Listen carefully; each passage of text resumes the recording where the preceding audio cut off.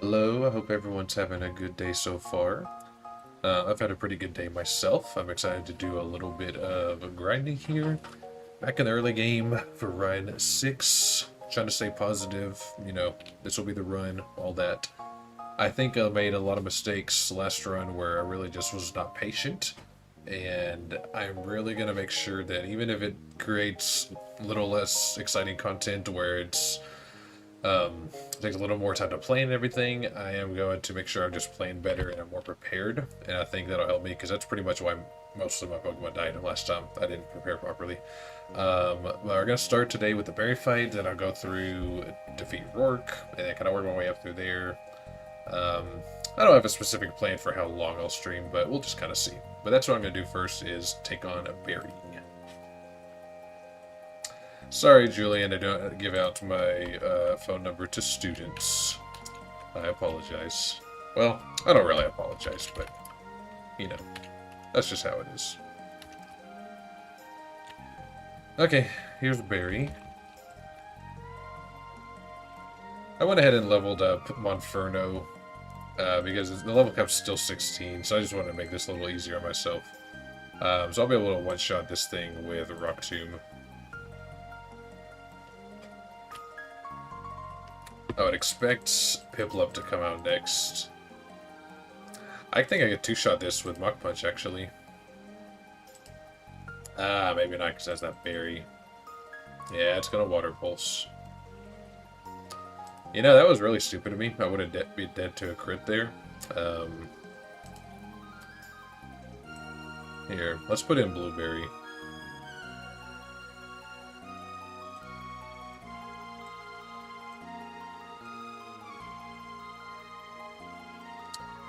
Here's what I do. I'll Charm. Charm it a few times to where its attack is lower. And then I can go into Turtwig. Ah, darn. Perfect.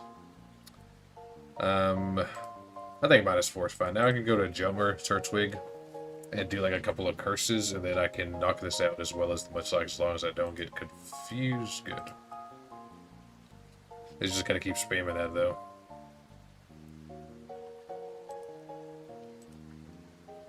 Unfortunately, this does not have shell armor, so I'm not guaranteed to avoid crits. But this Razor Leaf should knock it out, and then I can probably knock out Munchlax with, if not 2, then, sorry, if not 1, then definitely 2 Razor Leafs. I think plus attack I can do 1. I don't know, never mind.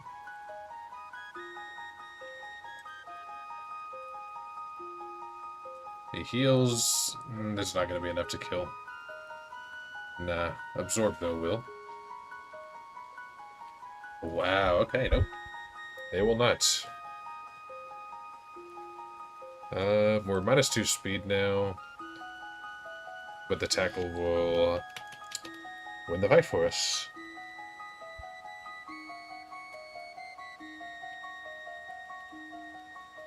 So I have one encounter here on this route at 204, is it? Whatever it is. I have an encounter here. And then a couple of trainers I have to fight. And then I'll go through the cave and all that stuff, so... I'm going to try to get the Abra on this route, so I need a level 8 Pokemon to repel it.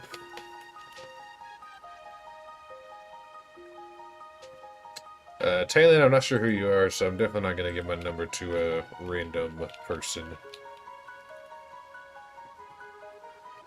But if you want to talk to me, you're welcome to talk in the chat here.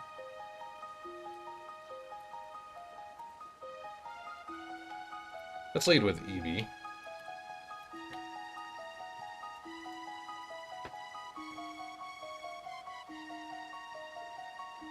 Okay, I'm recording, yeah. Just making sure.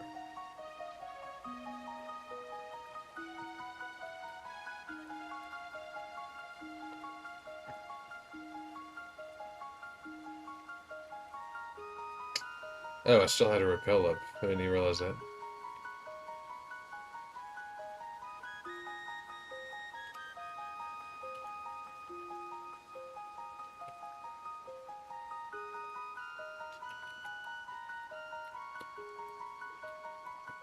So a 50-50 shot at an Abra here. Let's see if I get lucky. Nope, I get the Spearow instead of the Abra. Unfortunate there.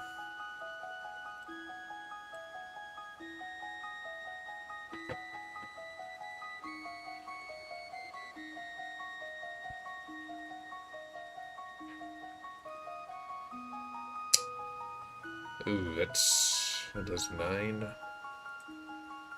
Try one more. Okay.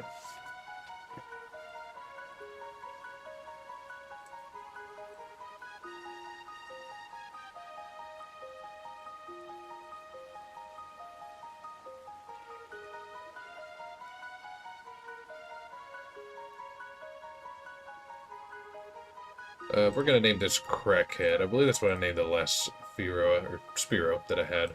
Crackhead.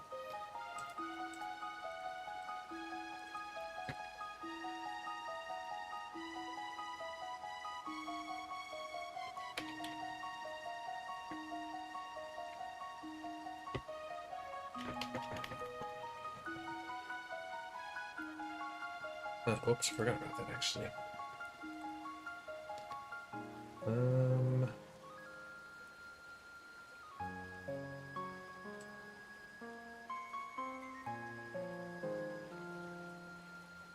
Never mind. I was trying to find a setting, but it's already fixed. I'll swap out Eevee now. I don't want to risk Eevee dying at any point until I need it for much later in the game. Come on. Okay. I'll withdraw, I guess, Jigglypuff for this. Yeah.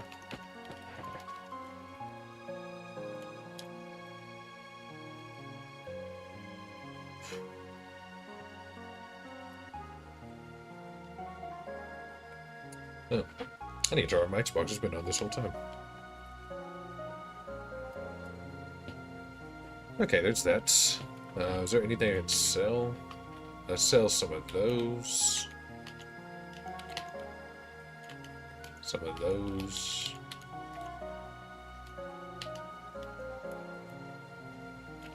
We'll sell all that stuff to just get a ton of money.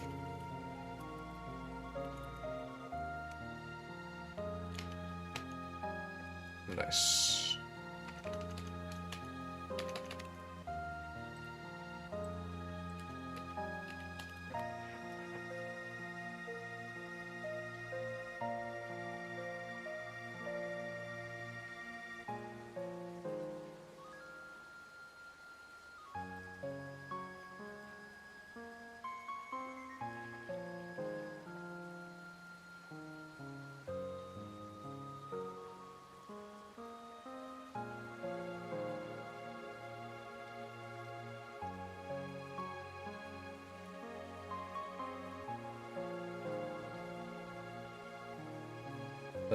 Alright. got the encounter for there, so now I can go. There's 3 trainers on this road that I have to fight. I cannot avoid. I'll get the silk scarf. Let's see. I don't have any item on Butterfree? Oh.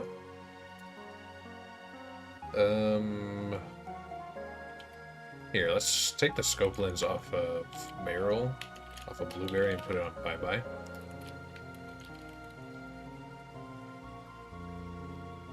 And then Blueberry can take the Quick Claw. That'd be better. Yeah, I like that better. Because Blueberry is pretty slow.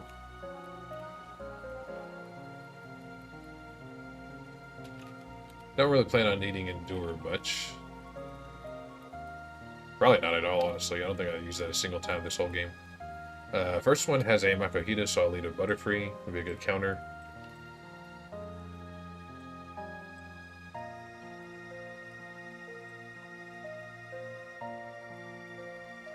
Couple of gusts should take care of this.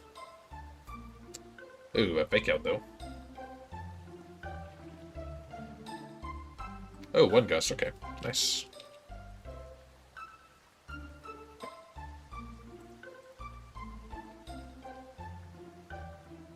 Alright, good job, Butterfree.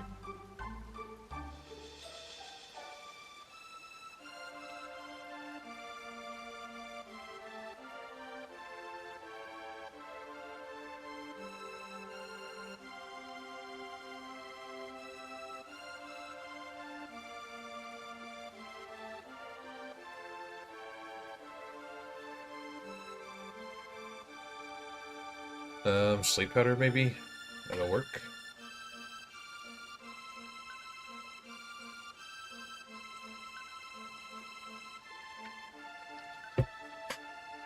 Wow, first turn wake up, okay. So much for that.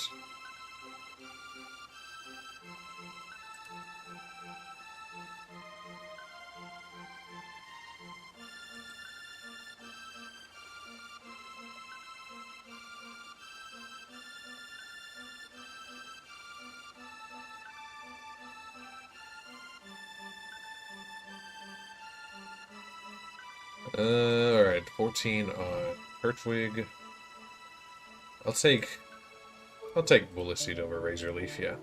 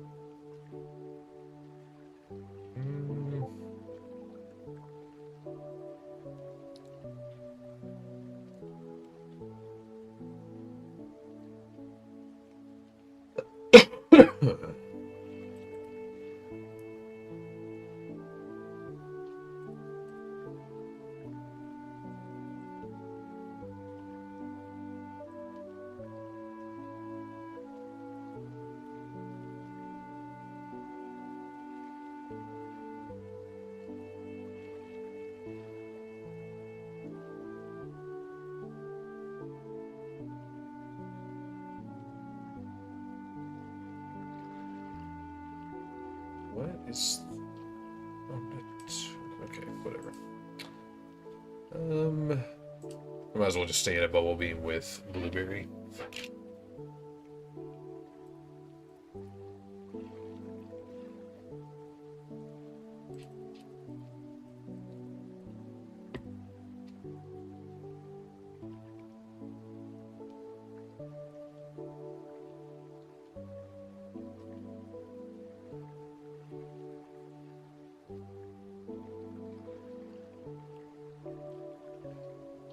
Pick up Rock Smash. Again, don't really see much of a use for that, but there'll be probably some times where I can.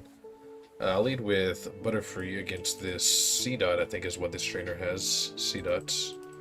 Yep, C-Dots.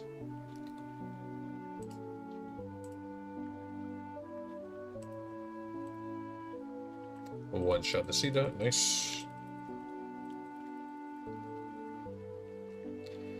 And Diglett, I don't think, can really touch me at all.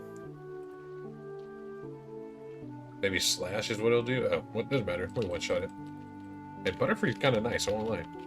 This Butterfree's not even that good. There's only 7 special attack IVs, but it's getting the job done for us. Now, this one has a Wooper. This trainer does. I pretty much memorized all of these early trainer, what they have and everything, because I've fought them so many times.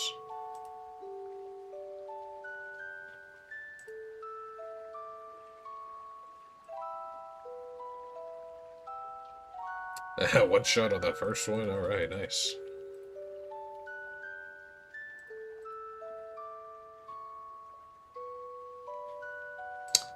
Really?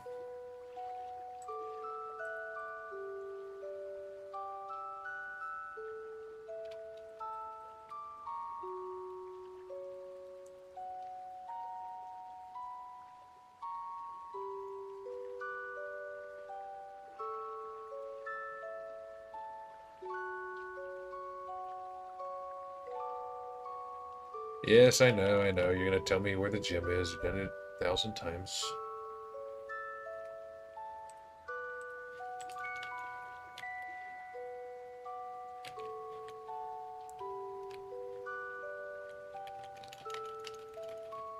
As always, I'll go ahead and start with the Hoenn starter. Go ahead and fighting and getting my Hoenn starter.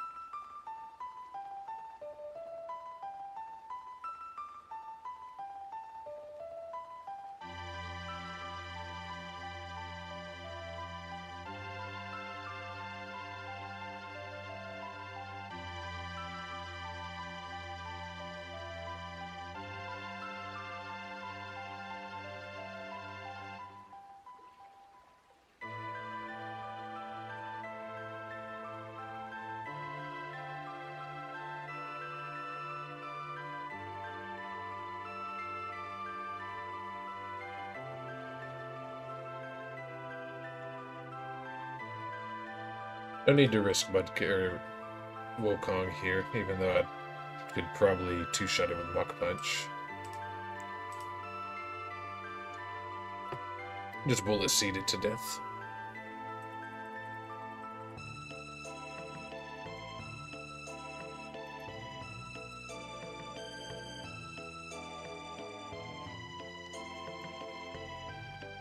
Oh, why you gotta do that?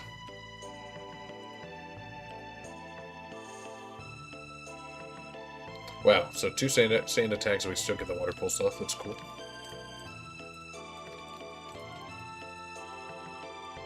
Alright, Jummer level 15. Cool. Yeah, let's...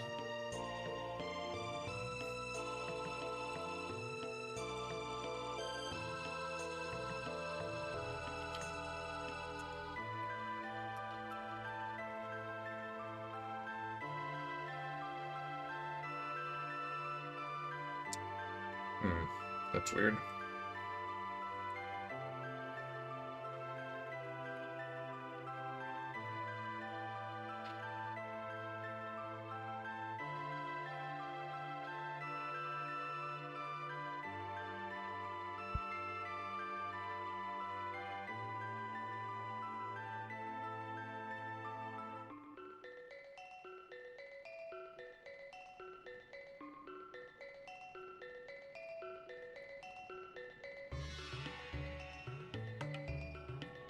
Okay, I'm not gonna name the Trico pretty much in any circumstance. Never gonna pick Trico. Torchic, though. Torchic gets speed boost plus speed. Oh my goodness, absolutely picking Torchic.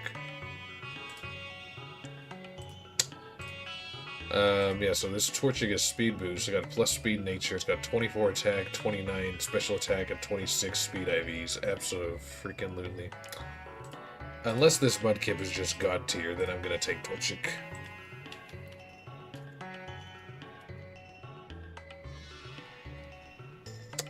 The Mudkip is also plus speed.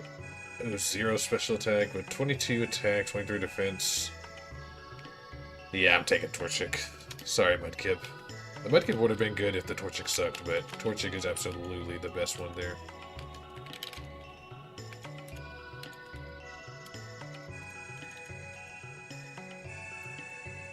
I'll take the Mystic Water from you, though. And let's dump Trico over here. Can you go down, please? Thank you.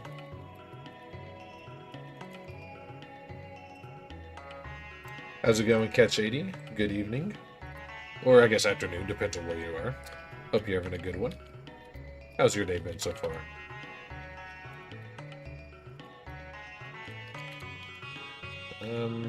Yeah, I do need one extra spot to go catch, or get build them, so I'll go ahead and do that.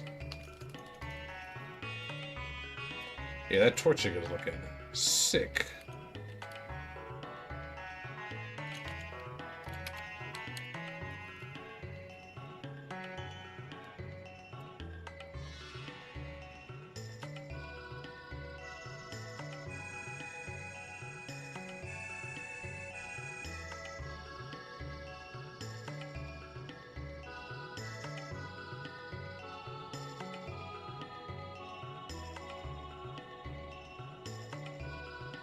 Let's hope for a good nature, good stats on Beldum here.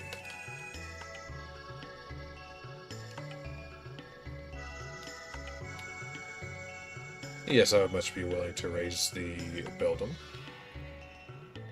I'll name it Jace after one of my students, so I always like to, well, first run I named it Jace, I just kind of did it every time since then. Clear Body plus attack. Oh, wow. 31 special attack on Beldum. 28 HP, 14 attack. That's a good Beldum. Unfortunately, it does not get Iron Fist, so Clear Body means his stats can't be reduced, which, that's a decent one, but not as good as Iron Fist. Still a good-looking Beldum. Yeah, I'm kind of just organizing the team for now. I need to go catch a couple Pokemon, and then gotta go talk to Rourke and get the stone, but then I'll be ready to take on and get the first gem. Yeah, still in the early stages of, you know, just the early grind.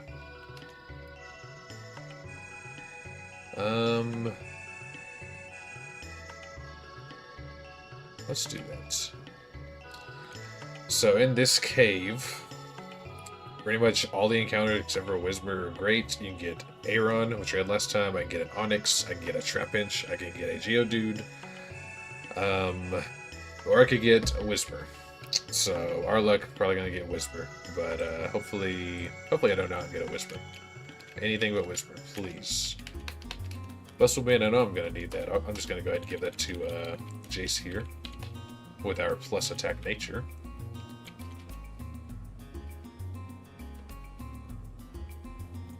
Alright, encounter time. Geodude. I'm fine with Geodude. I always get a Geodude to be the first gym anyway, so that works.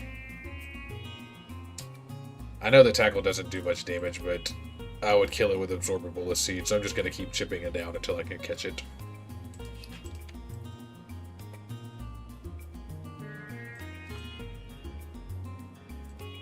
Hopefully I get some good defense IVs on this Geodude.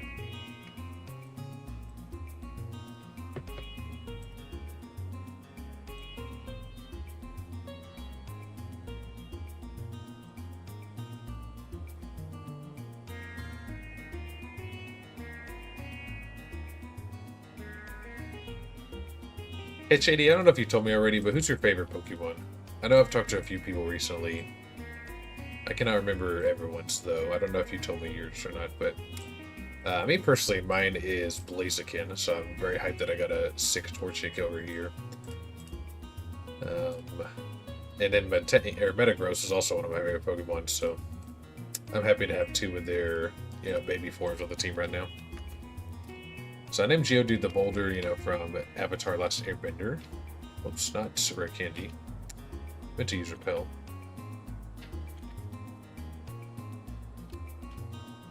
I don't have to fight any of these trainers, so I'm not going to. I'm just going to go around here, pick up whatever this is. Oh yeah, Rare Bone.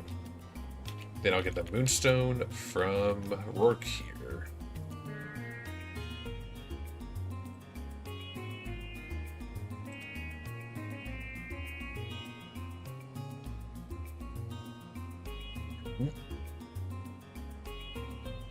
I didn't mean to pick the water stone. I'm honestly, I haven't saved in a while, so probably next time, whenever I actually need it, I'm probably just gonna hack it into the game. I meant to do a moonstone. Yeah, I meant to do moonstone. I'll just hack it in whenever I need it. That's technically cheating, but it's literally just a misclick. I just don't want to reset because I've not saved since I started this run. Since I started this stream. You know what? I'm gonna go ahead and save now. Just in case something else happens and I forget to do it. And to make it fair, I will delete the water stone. I'll replace it with a moonstone, so that way I can't use the water stone. Because that would not be fair. That would, yeah, that would be a little bit of cheating. How's it going, Hard? What's up? You have the Whisper Curse? Yeah, dude, the first few runs, I kept getting a Whisper every single time, but the past couple ones, I got Geodude, and then last time I got the Aron, so, I mean, literally, Whisper is the only bad Pokemon out of everything you catch there. Everything else is good. But yeah, it's just bad luck, but I'm glad I didn't get it this time. So I have one more encounter before I level up and take on Rourke, and that is going to be in the, off to the left, I forget what it's called, but the cave, or the pass. Orberg, is it Orberg Pass, maybe? But that's where I have now I have a 50-50 shot at a Riolu. And that obviously is what I would love to have. If I get Diglett, then so be it. But Riolu would be sick. Yeah, I'm just gonna go ahead and try to get it now. Well, yeah. I think I still have Repel up. No, I don't. Okay, encounter. Geodude, I already got Geodude. So I already have Geodude and Zubat. The other two Pokemon here are Diglett and Riolu, so. Riolu is much better. Let's see. Geodude again, okay. Adaptability Riolu, yeah, if I get adaptability, that'd be outstanding. I always forget what item this is. Oh, a counter maybe? Let's see. Zubat, I already got that. Eventually I'll get a Diglett or a Riolu. I guess Diglett at the absolute worst, I could use that for the next gym, so it wouldn't be completely useless. Okay, encounter maybe... Zubat again. Okay.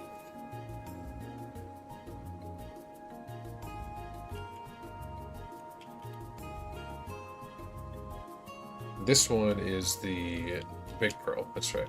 And then Brick Break is right over there to my left. Oh. And our counter is Diglett, unfortunately not Riolu. Not what I wanted to see. But I will make it work nonetheless. Sad, sad, sad. And now I pretty much don't think I can get a Riolu. I don't know if we can get a Riolu in the wild other than this route. I'll just do Squirtle and like tackle it once or twice. Who knows, maybe this Diglett will at least have good stats or something. I don't remember what setup moves that I can get. I mean, because it could outspeed a lot of Rourke's team. I don't think a crit's not good. Well, actually, a crit would kill because I'm lower attack. Okay.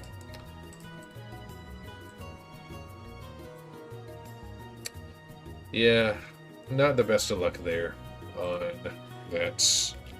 Yeah, I rarely ever use Duck Trio, so okay. We do catch Diglett, though. Heart, do you have a name for Diglett? Any recommendations? I do not have any good Diglett names. Oh, I can get one on Iron Island? Oh, okay, well, I'll definitely try to get that then. Let's see, so Diglett has access to no setup moves, really. I mean, Magnitude, Bulldoze is like a pretty decent stab move, but that's the only setup move that it gets. So I don't know if I want to lead with that. But then again, I would most likely outspeed all of Rourke's Pokemon. I might lead with that, honestly. I might do that. If only it was level 19, that's where I get Dig. Terrible with the names, yeah, I feel you. Actually, I caught a Diglett yesterday, but I ended up dying and never using it. I'm just gonna name it Feet, question mark, because, you know, there's always the debate about if it has feet or not. Okay, now I can repel, though, at least. Also, Hard, I appreciate I saw you liked my team that I drafted earlier. Um, the Tua double stack. It wasn't like my favorite team in the world, but I thought it was pretty good, honestly. It pained me to only draft 7 receivers because I love receivers so much, but I thought that since I started so strong, I could afford to stick with 7 and then take an extra quarterback. Because just having Tua, and then I think it was Bryce Young, I needed a third quarterback. Yeah, I feel like lots of people think Tannehill is like complete dust, but I think he's actually not that bad. And it kind of correlated with the Burks, so that's why I went with him. But yeah, I'm gonna start posting like all my drafts I think on Twitter just because, you know, why not? I'm gonna check the stats on these two.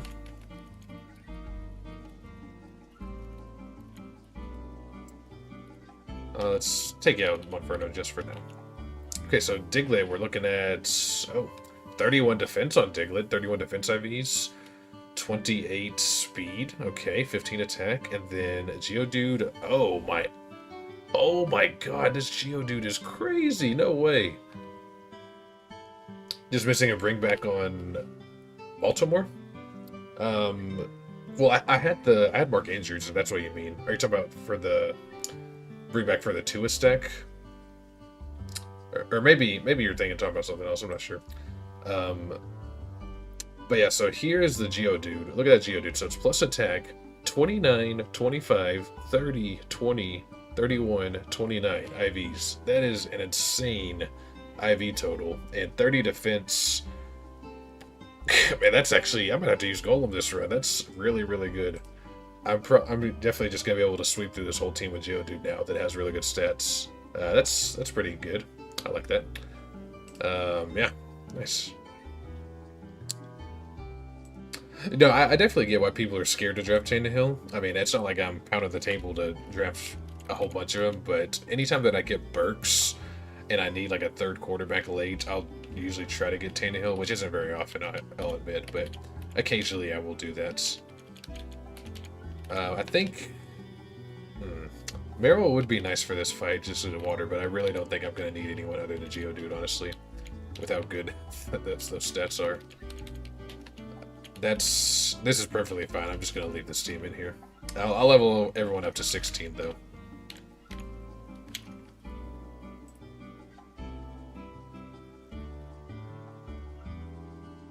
Oh, no, yeah, it's fine. I did post that like an hour ago, so yeah, that's fair that you didn't remember it all, but yeah, no, it was the Tua double, and I had Mark Andrews as the Week 17 bringback, which I'm not like one of the Week 17 bros who's like, you know, reaching every single pick to try just for Week 17 correlation, but I do try to get it when I can. And that one I just kind of lined up perfectly to get the 2 Dolphins receivers and then Andrews. So I wasn't gonna pass that up for sure. And I was a little worried that Tua might get sniped before me, but thankfully everyone in that room had their heads on straight and didn't take a naked Tua from me. That would have been pretty tilting. Yeah, I'll teach Bite to Squirtle. Sure.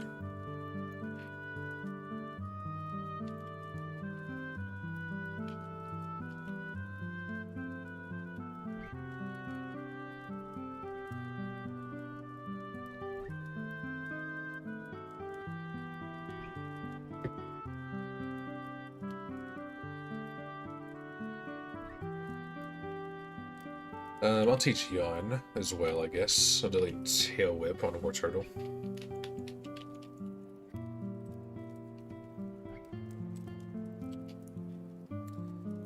But yeah, Tannehill though, I mean, I think he's still like a decent league average starter.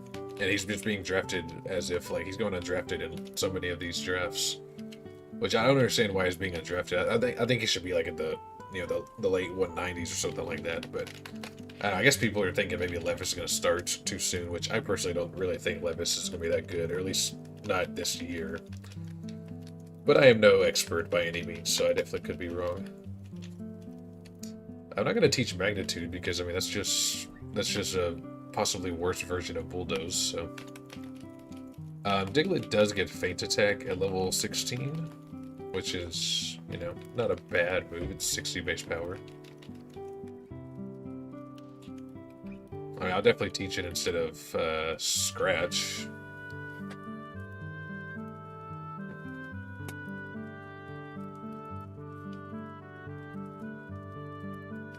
And then 2 more for Mulkey, actually no, Wokong, the Monferno. And then Geodude, let's get Geodude up to 16.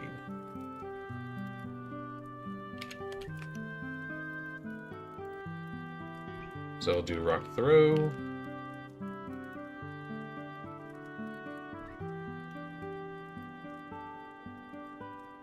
Then I should get Bulldoze. Yep, there's Bulldoze. Instead of Mud Sports.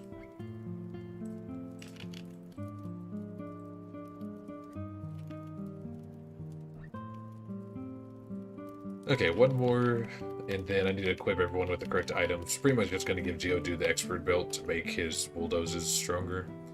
But no, a boost should not be deleted for a rollout. I do not want rollouts.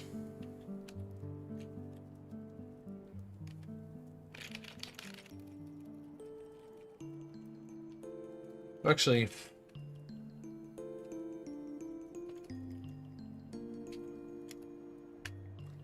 is there a different item I should put on Geodude instead? Probably not, right? Mystic Water, Miracle Seed, Muscle Band, Expert Belt.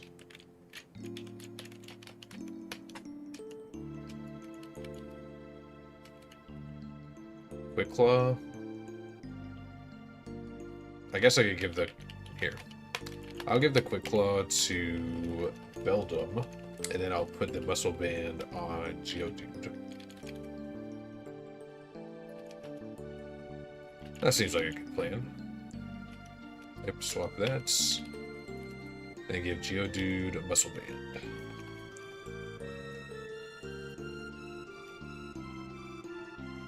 Yeah, I'm very happy with this Geodude, how buff he looks. Alright, let's go to get our first gym badge. He has rushing upside. Yeah, he has decent rushing upside. And then people scare Levis even though they think he sucks. Yeah, I mean, yeah, being out week 17, he definitely could be. But the Tannehill, the only reason I took him is just to kind of fill in. Like, hopefully, if Tua is not getting me lots of points in those playoff weeks anyway, my team's probably going to suck. I just need Tannehill to carry the load for a little bit. Actually, I'm going to give... The Muscle Band and Expert both boost 10%, so I don't think it really matters if I give one or the other. Oh, it's sturdy, though. I just realized that. But yeah, that's what I plan on doing. I do Defense Curl and Rock Polish with Geodude, and then just pretty much sweep through his whole team. That's what I do pretty much every run, as long as I get a Geodude. I'll save. Yeah, especially with this Geodude, how he has just such good IVs in every single stat. Man, that's the thing. Last run I had a Weedle with really good IVs in every stat. It's like, why can I not get an actual good Pokemon that has all of that, like by starter or something? Or Beldum. But this, like I say, this Beldum's pretty good. I normally put like the gym leader music for this, but this is just such an easy fight, I just don't even bother. So we're just gonna have the chill Chrono Trigger music.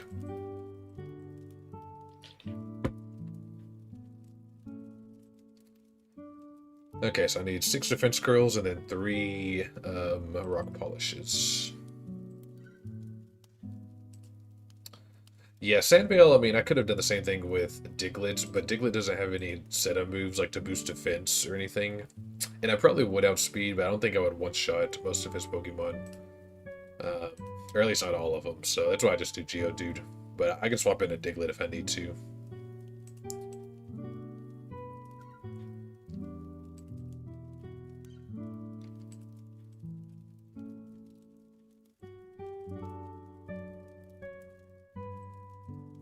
Okay, so I just need 2 more rock polishes.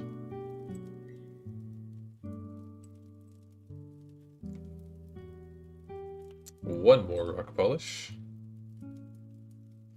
The Sandstorm's going to go away after this turn, most likely. Yeah, so if I need to one-shot with Bulldoze, otherwise I'm going to set up Sandstorm again. Yeah, I'm trying to think. I don't want that to still be going if I have other Pokemon. So I'm just gonna PP solve for a little bit, so... Okay, that's 2 turns of Sandstorm. That's 3. Just don't want... If I have to swap into someone else, I don't want them to be hit by Sandstorm. Okay, 4. There's 5.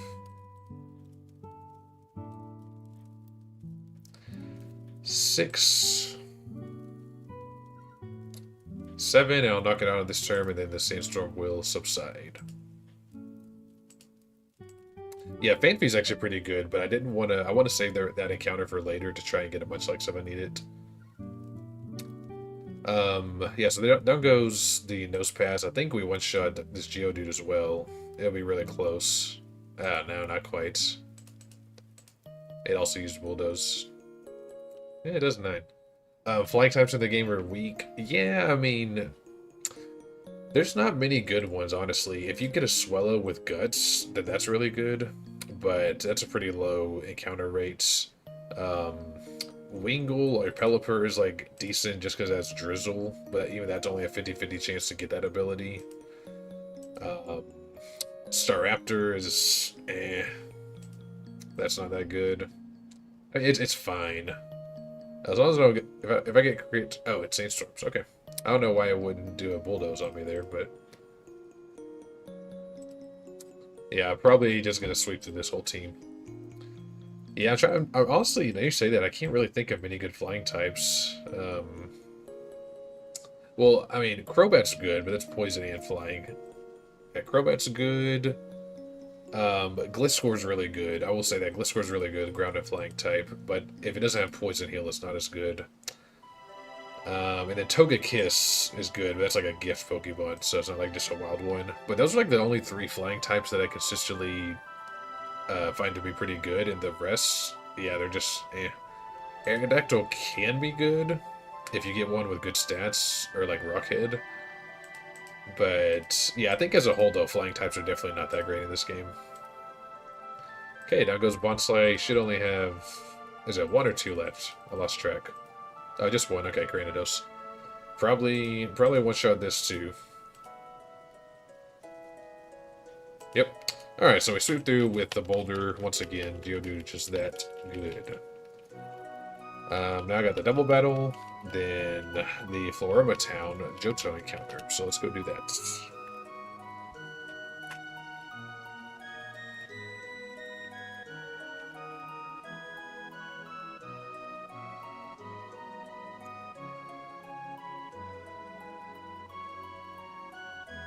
I literally didn't even need anyone else on the team. I could have just had Geodude.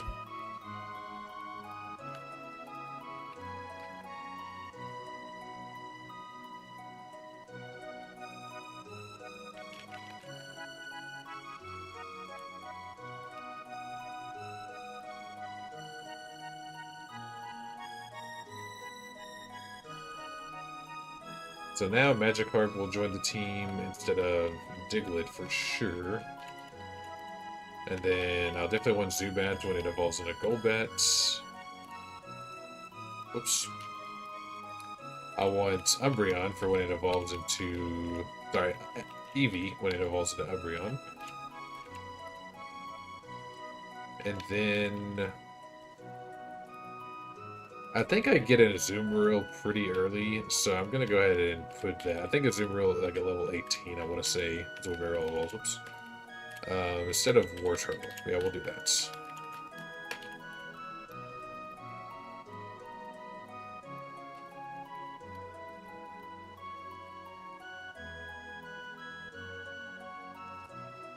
Oh, bird Pokemon. Okay, gotcha. I see what you're saying. Yeah, it's specifically flying types that are like based on birds. Yeah, there's like not really any good ones. I mean, Pidgeot sucks. Staraptor, like I said, is like, it's okay. Swellow's not good unless you get Guts. Beerow's not very good. Yeah, bird Pokemon in general are definitely just not very good at this game.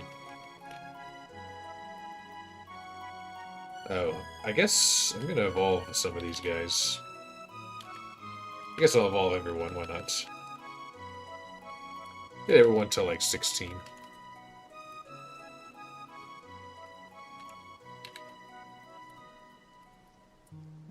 Oh, this Zubat that I got has 31 special attack, 27 special defense IVs, with 19 physical attack. Those are all pretty good.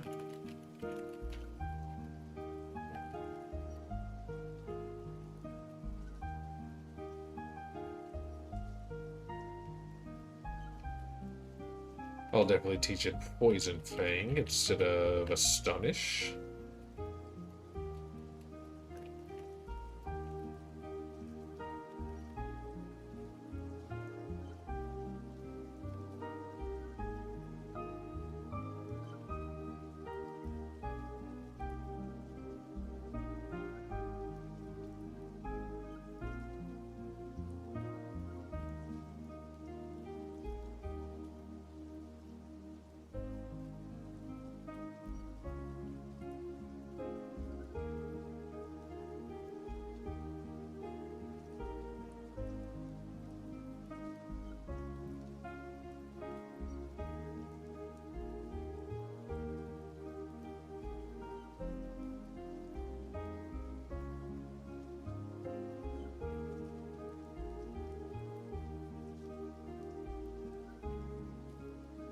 I still need to go hack in the Moonstone because I forgot to do that. I accidentally chose the Waterstone instead, so I need to replace the Waterstone with the Moonstone. No, not gonna do Swift.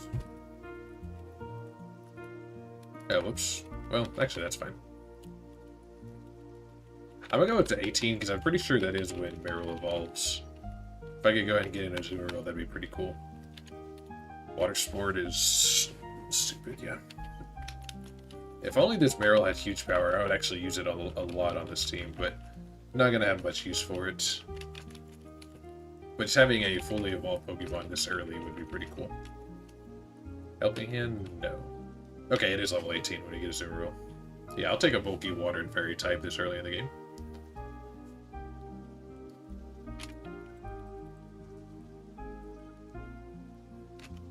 Oh, it gets Body Slam? Oh, nice.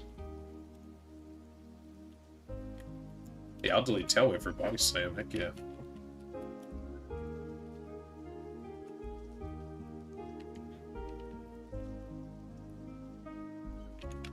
I forgot about Gyarados. I'm just going to evolve Magikarp into Gyarados now. Might as well.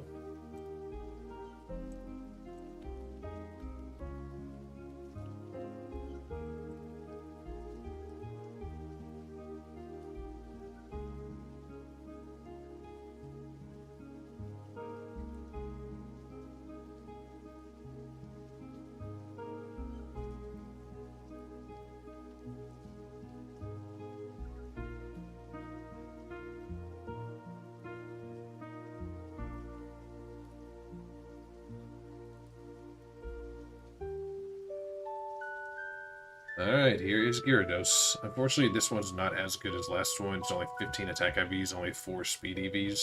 But a Gyarados is still good no matter what.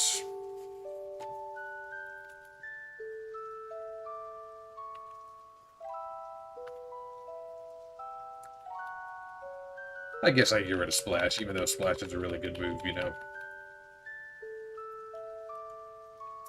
I'm actually going to go ahead and put the Moonstone in now. I'm just going to save, export our file real quick, replace the Waterstone with a Moonstone. Because again, if you didn't see that earlier, I accidentally chose the Waterstone because I was just trying to skip through the dialogue.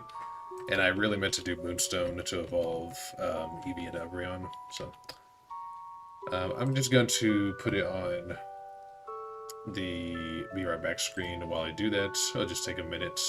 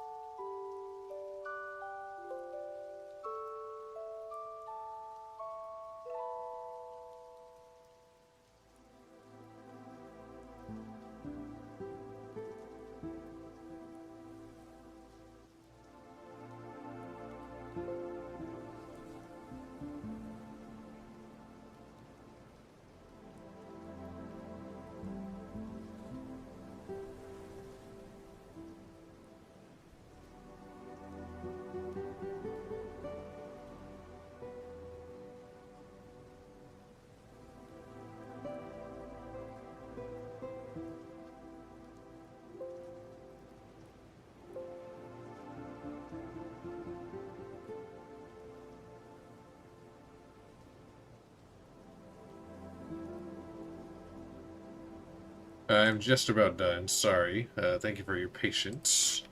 If you're still watching.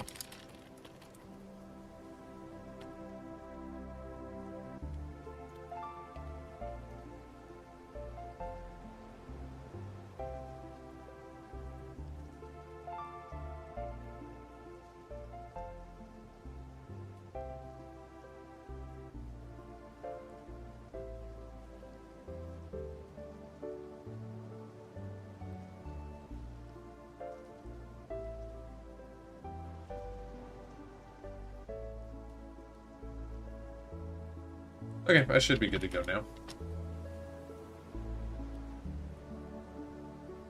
Now, just to check that I actually got the Moonstone, and to show that I didn't keep the Waterstone as well. So you can see there, Moonstone, scroll down, no Waterstone. So we are good to go.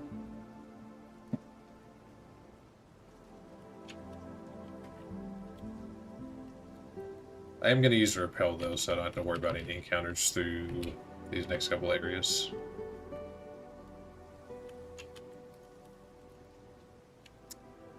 Whoops, I never fought these kids. I just ran around them. Well, this should be pretty easy, though, because they're, like, level, what, like, 9? Probably can just one-shot both of them with whatever I have. Let's do that in, Monferno, I guess. Well, maybe not with the attack lower.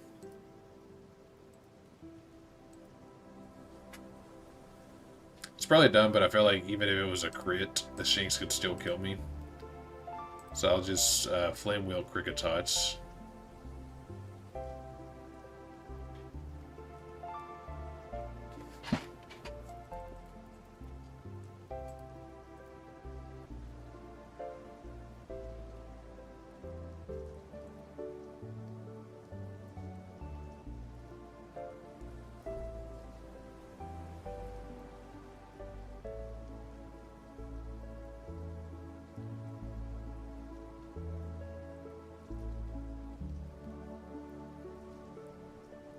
Wait, did I miss? Oh, maybe flinch or something. Okay. That's what happened there.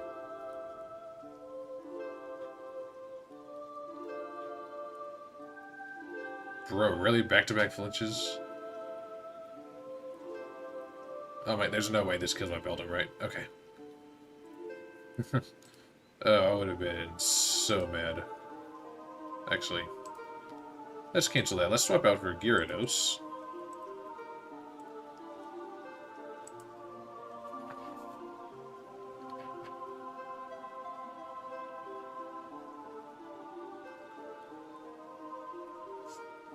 That really didn't kill. Wow. Okay.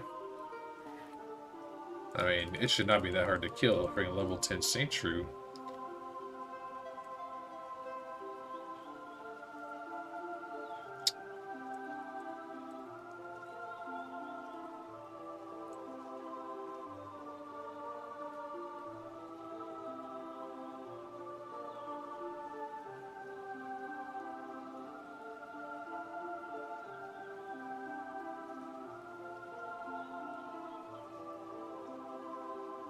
Okay, well, I gotta go heal again, I guess.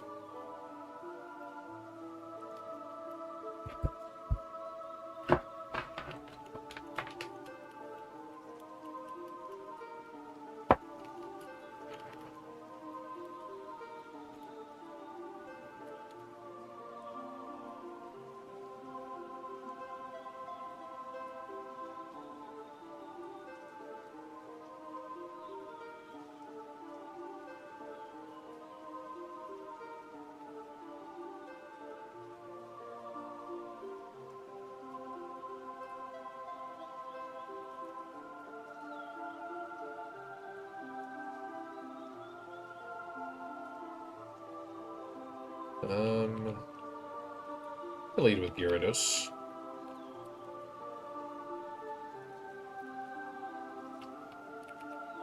Actually, I'm gonna leave him on Inferno, because they're both, there's like a normal type and a dark type, I think. Rock Punch can knock him out quickly. Okay, out of the way. Thank you.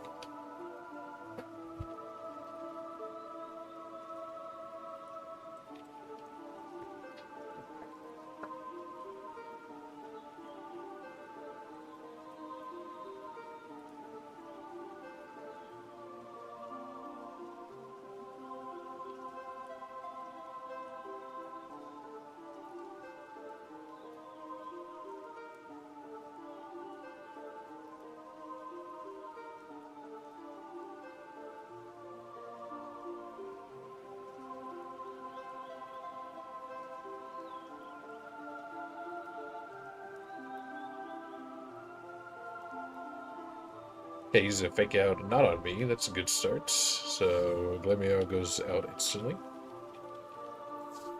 And they're just going straight for the Clefairy, not even trying to get me, huh?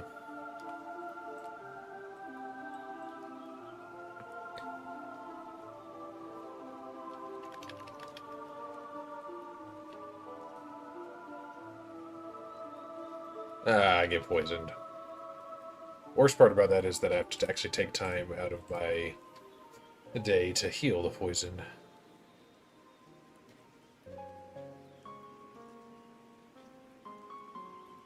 Oh, nice job there, Clefairy.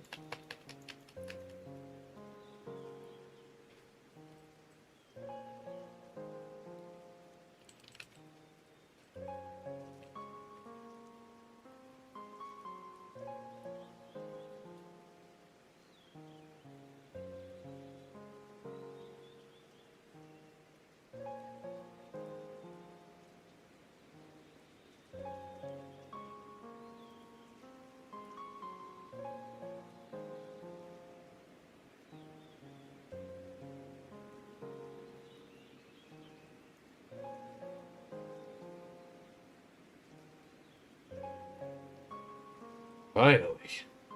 Oh my god, this guy too.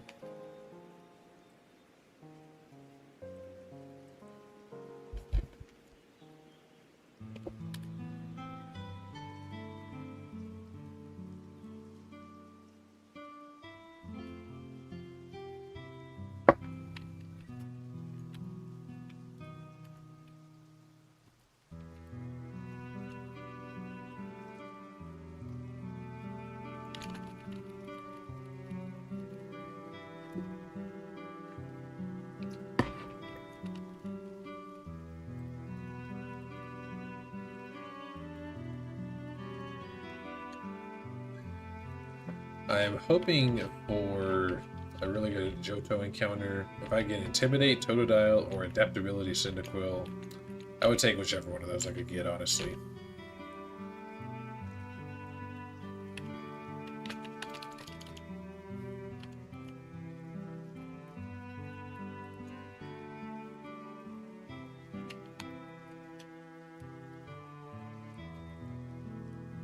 This trainer has bug types. Ah, I avoided her.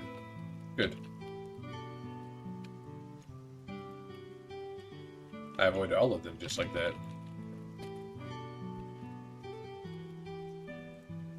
There's a Captivate TM. I'll be sure to use that later with the whole Umbreon strategy against Fantina. If you've been watching me, you know by now what that strat is.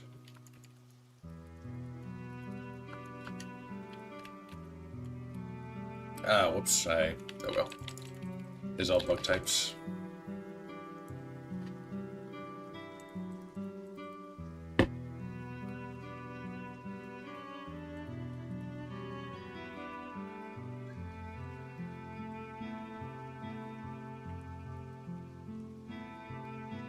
Cricketune will die to Flame Wheel as well.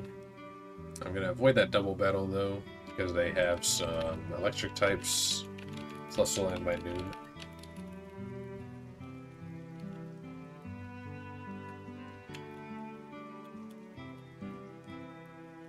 Bullet Seed is a TM here.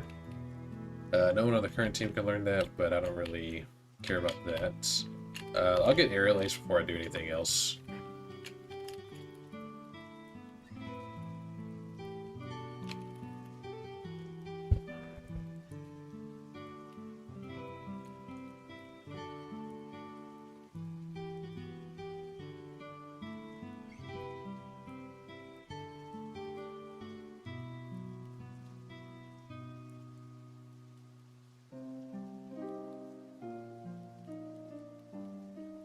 I'll go ahead and get all the berry stuff in here. I guess I gotta do that anyway.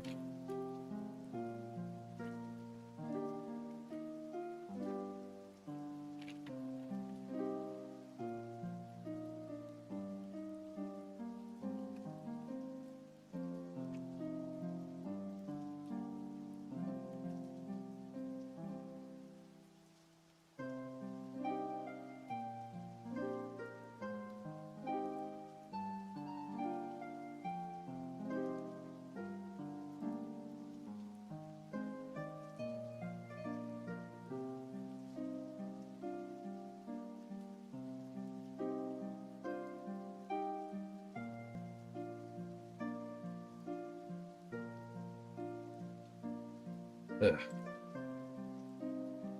Flame Wheel, one-shot Chikorita, then Totodile will come in. I guess I need to swap out for that, huh? Yeah, I guess Whiskers put Gyarados in.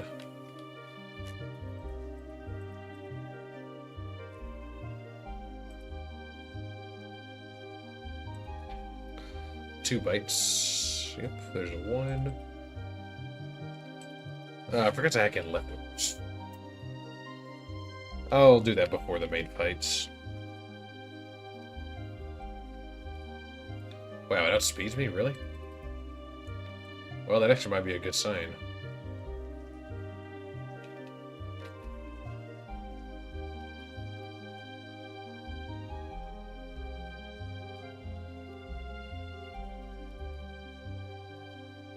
Alright, let's go deposit 3 random Pokemon and then go choose from those 3. See which one I want.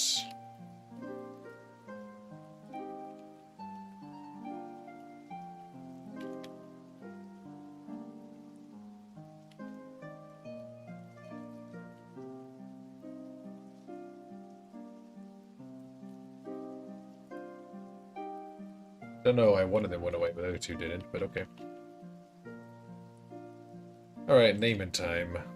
Yeah, before I name this, I'm just gonna look at the stats over here on my PokeLink. Plus speed, 2 special attack, and overgrow. Not even gonna waste my time, not naming that one. Okay, Cyndaquil. Can I get lucky with adaptability? Let's go. Okay, adaptability Cyndaquil with 24 HP, 29 defense, 18 special attack, and 30 special defense. Definitely thinking about that, unless I get a really good Totodile. Then I'll probably go with Cyndaquil.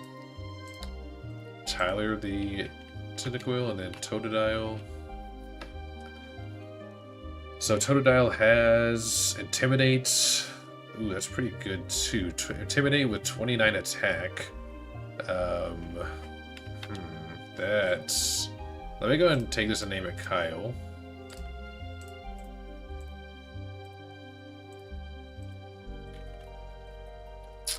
That's actually a tough decision. Definitely not Chikorita. Oops. Oh my god, take that. There we go. Plus attack, minus defense, plus defense, minus speed. Intimidate, adaptability. So both of them get their best ability. Both of them have pretty good IVs and the important stats.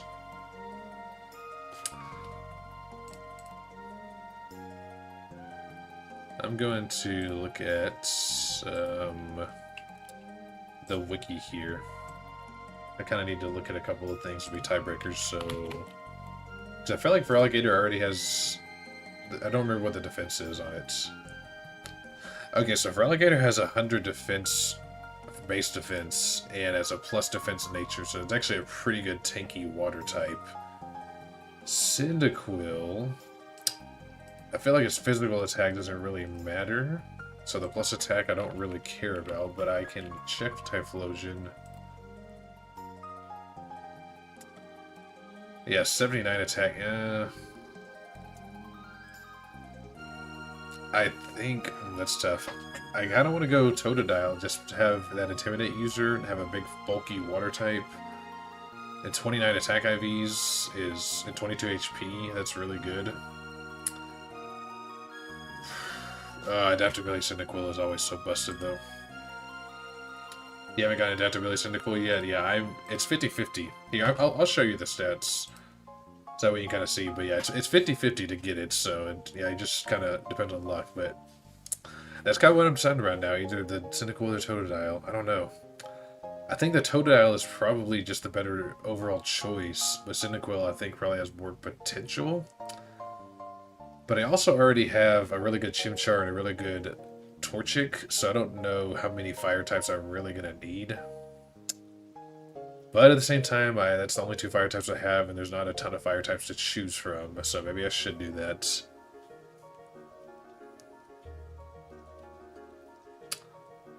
I think I'm going to go Typhlosion, or I'm going to go Cyndaquil.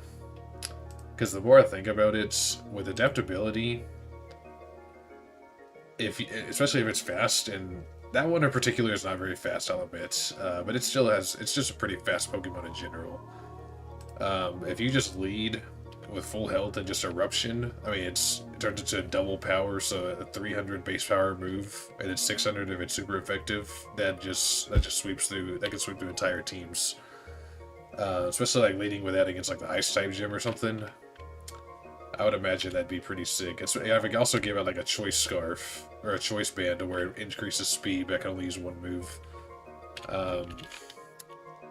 Yeah, having an Intimidate user with Totodile would be good, but I do already have that with Gyarados, so at least I have one. And for all I know, these could be the only 3 good fire types I get in the whole game. And I want to have those options. Sorry, Totodile, you were a pretty good Totodile, but I had to replace you. Oh, I definitely do not want this freaking thing. All that being said, I'm not going to use it for the next fights.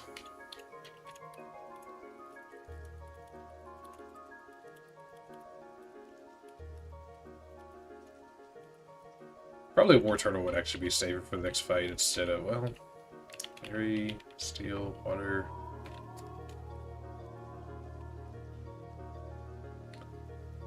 No, I'm going to use War Turtle. Just because War Turtle gets Yawn. Yeah, I'm going to do that for this next fight.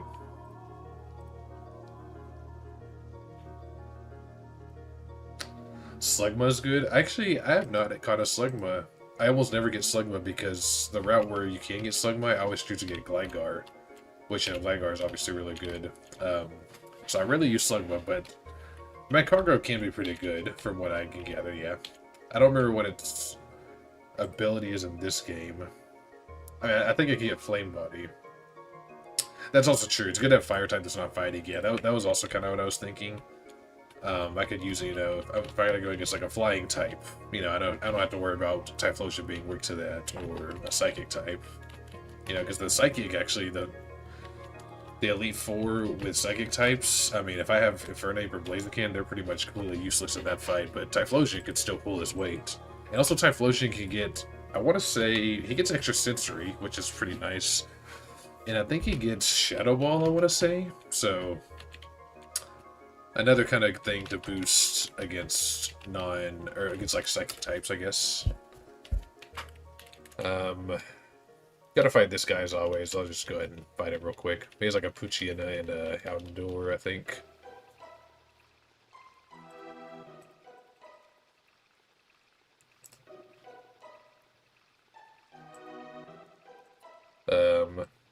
Just easy Muck Punch, I would imagine. Nice. Yeah, so the level cap is currently 26, so I'm good on that. I don't have to worry about going over, really. I'm going to level up to where I have a Crobat, Metang, Gyarados, Monferno, War Turtle, and Umbreon for this next fight, so it should be a pretty easy fight. It used to give me trouble earlier before I realized that I could just have an Umbreon. Because if you don't have an Umbreon or you don't have a Lucario, that the Purugly can kind of give you some problems, but also having Gyarados pivoted for intimidates.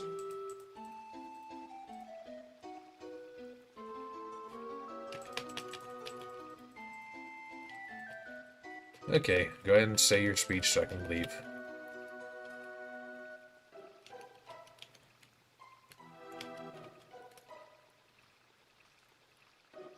Gonna repel because I want to save my encounter to try to get Munchlax, so I'm gonna get the Shockwave TM. Now, you know what's cruel is Thunderbolt is literally right there, but we cannot get it because we don't have Surf yet. So I gotta wait a long time before I get Thunderbolt.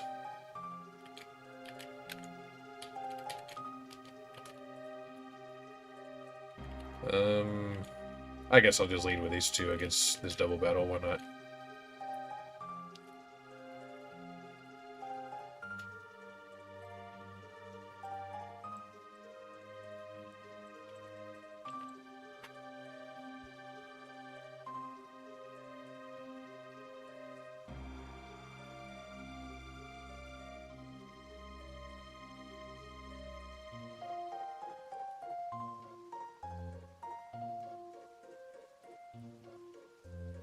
Flame Wheel should take care of Zubat, and then Bounce should knock out Krogan, as long as the Bounce does not miss.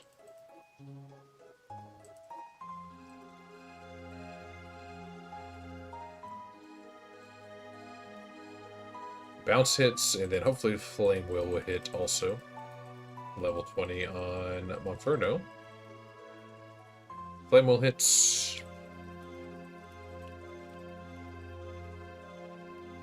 Then a Ladybug. Easy, easy game. So far.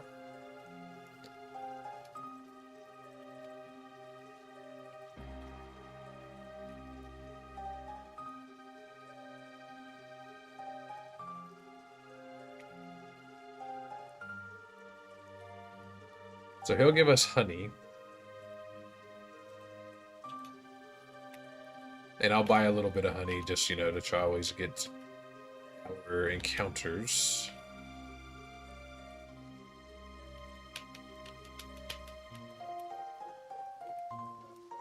I probably don't need that much. It's not like there's a ton of honey trees in this game. I'll buy one more set of 10.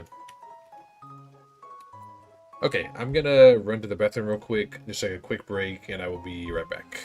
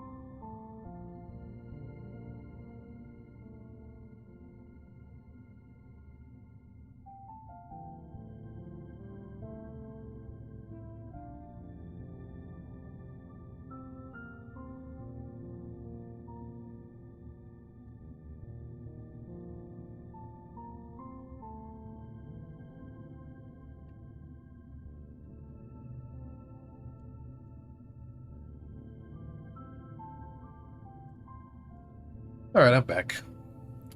Heart, I don't know, are you still here, actually? Let me see. Okay, I assume you're still here, because I see a couple of viewers. Who are some of your highest owned players so far through drafts?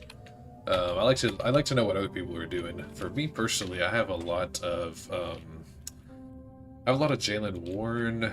I have a lot of, I think, who are my, lots of Jalen Warren. I have a weird amount of Kenny Gainwell for some reason. I just kind of keep happening to draft him. I have lots of DJ Chark, Christian Kirk, Traylon Burks, David Njoku, Jackson Smith and Jigba. Got a lot of him. I don't know. Those are like my highest owned players so far. Just curious what yours are, if you know off the top of your head.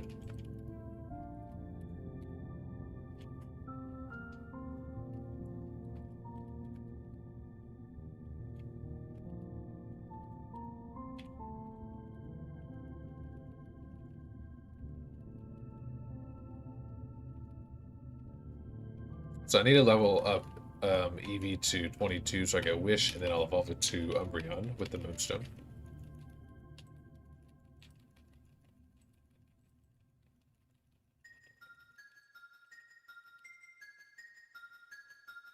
Yes, we want Wish, delete Sand Attack for Wish.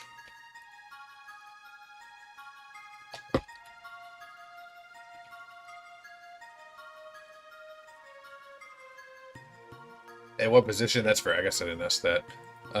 Receiver. What about receiver? Because that's kind of the most volatile position.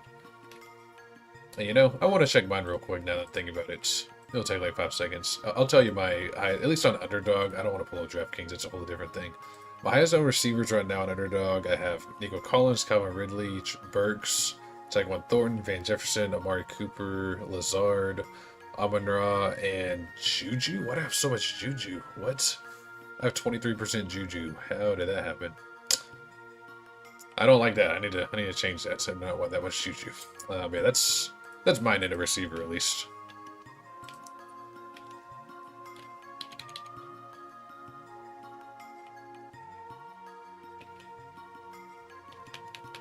Actually, before I go to this fight, I do need to try to catch Munchlax from the tree.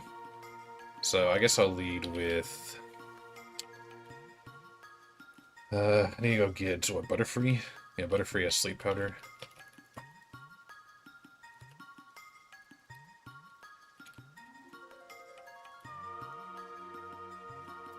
Wait, right over Butterfree like 5 times.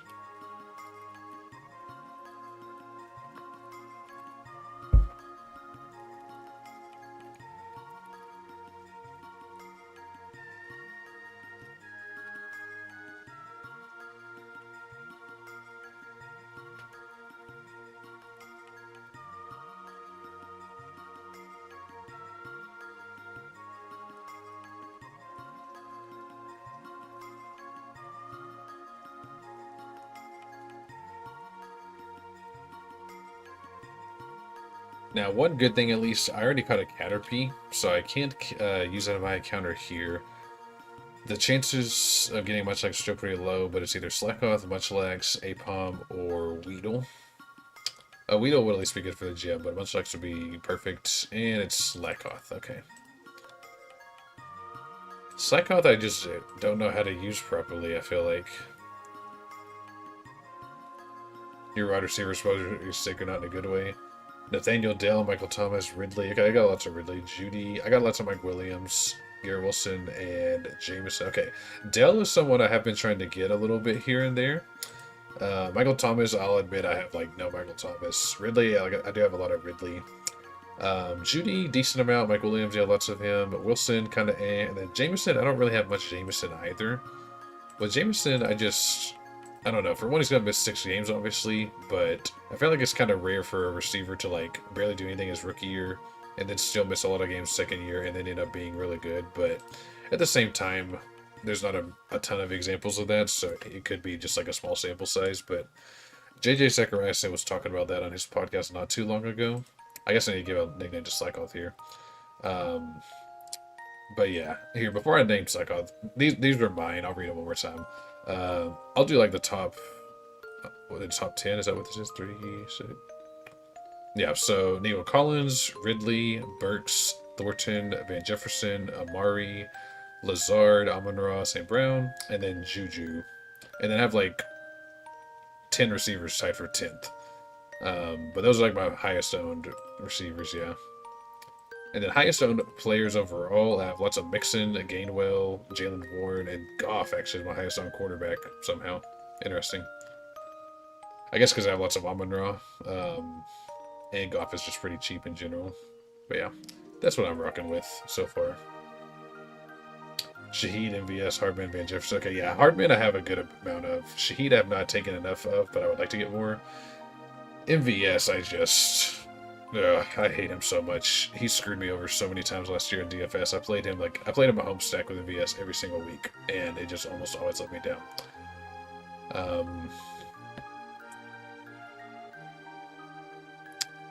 I'm gonna name this Perez because it's short for perezoso, which is lazy in Spanish, and of course Slackoth is lazy.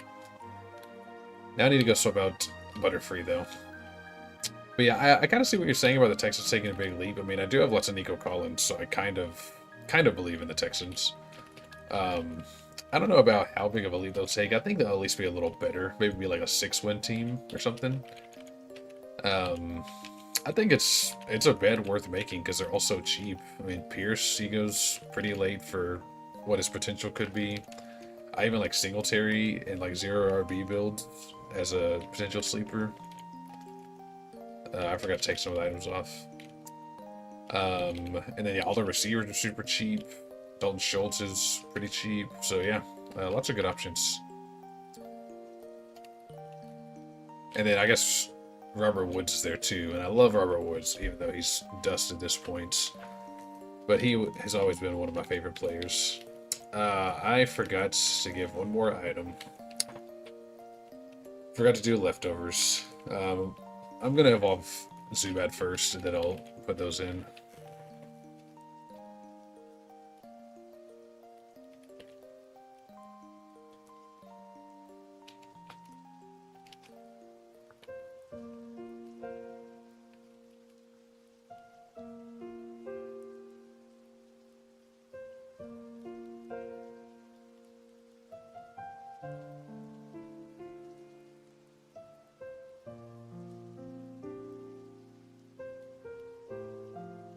And I gotta say, Leech Life, I'm so glad that Leech Life is a great move in this game. I mean, 80 base power instead of 20, it makes it just an actual really good move.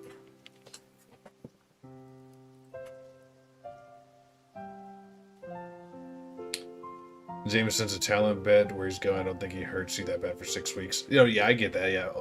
Zero running back, I definitely agree. Take him in strong receiver builds, that way you don't have to rely on him early. I've taken him only a couple times, but the 2 times I did, that was kind of similar builds. MVS was close to a much better year. Yeah, that's true. You do only need a few spike weeks. I mean, he's a deep threat, and he's still probably going to play a lot just because he's a veteran and he's physically like big, and they like big receivers, I feel like. Yeah, I get it. It just feels gross, but yeah, he's also pretty cheap. And then the Texans, you don't need them to make the playoffs. They all have a path to beat ADP. It costs. And yeah, the Titans matchup was nice. Yeah, I do agree with what you're saying. They're all so cheap that even if they're a bad team, like, well, I guess if they're a bad offense, then they're not going to be that good. But if they're just like even if they're like the 20th best offense, you know, that they probably would beat their ADPs. A lot of them would. So I get what you're saying on that point for sure. I mean, I've taken a fair share of Texans. Taking a little Dalton Schultz. I haven't taken much Pierce at all, though. I probably could get a little more Pierce. So there's Crobat. I guess I need to evolve Beldum into Matang as well. Then I'm going to hack in some leftovers. I'm only doing that now that I've reached the point where I could farm them from Munchlaxes in the wild, but that's going to take like an hour to do if I do that legitimately. And I don't feel like doing that, so I'm just going to hack them in and then equip them.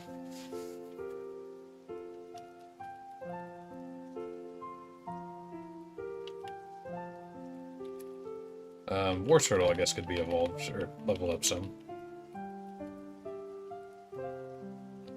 Why am I learning Rapid Spin? It's just a pointless move.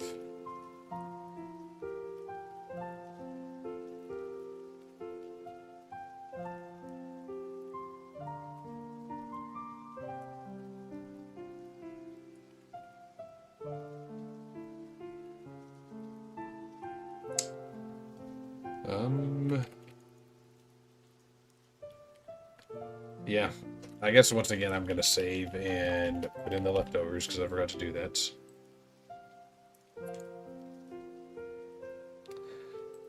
Yeah, the Titans matchup, playing the Titans twice in the playoffs is interesting because the Titans are probably going to be pretty bad this year. At least on defense, I don't think they'll be very good.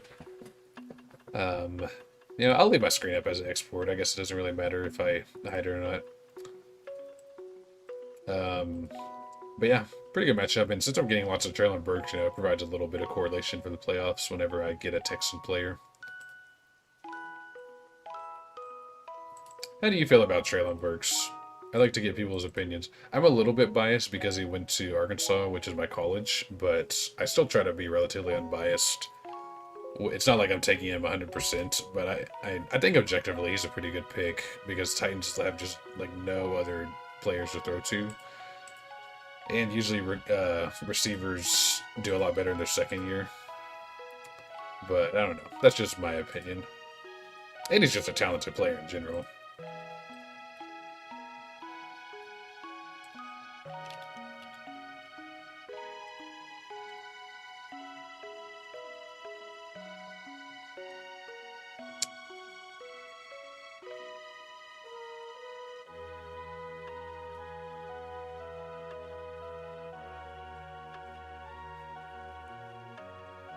Okay, I've saved the leftovers in there, so I just gotta export the file back.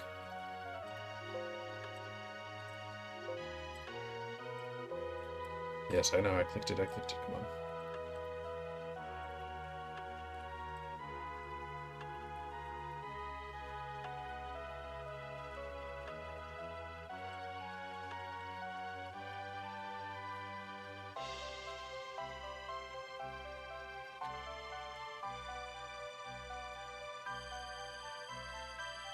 How about my attack and running back? Yeah, the running back really depends on how I start. It really depends on what draft position I get. Unfortunately, I've gotten so many late, like, 7 through 12 picks on Underdog. So my running backs, I have like 0 CMC pretty much. I literally don't think I have a single CMC share because I never can get a top pick. I gotta close out of this and restart. Whoops. Yeah, save that so I can restart now. Yeah, actually, I'll read off my running backs while I'm at it, while it's loading up.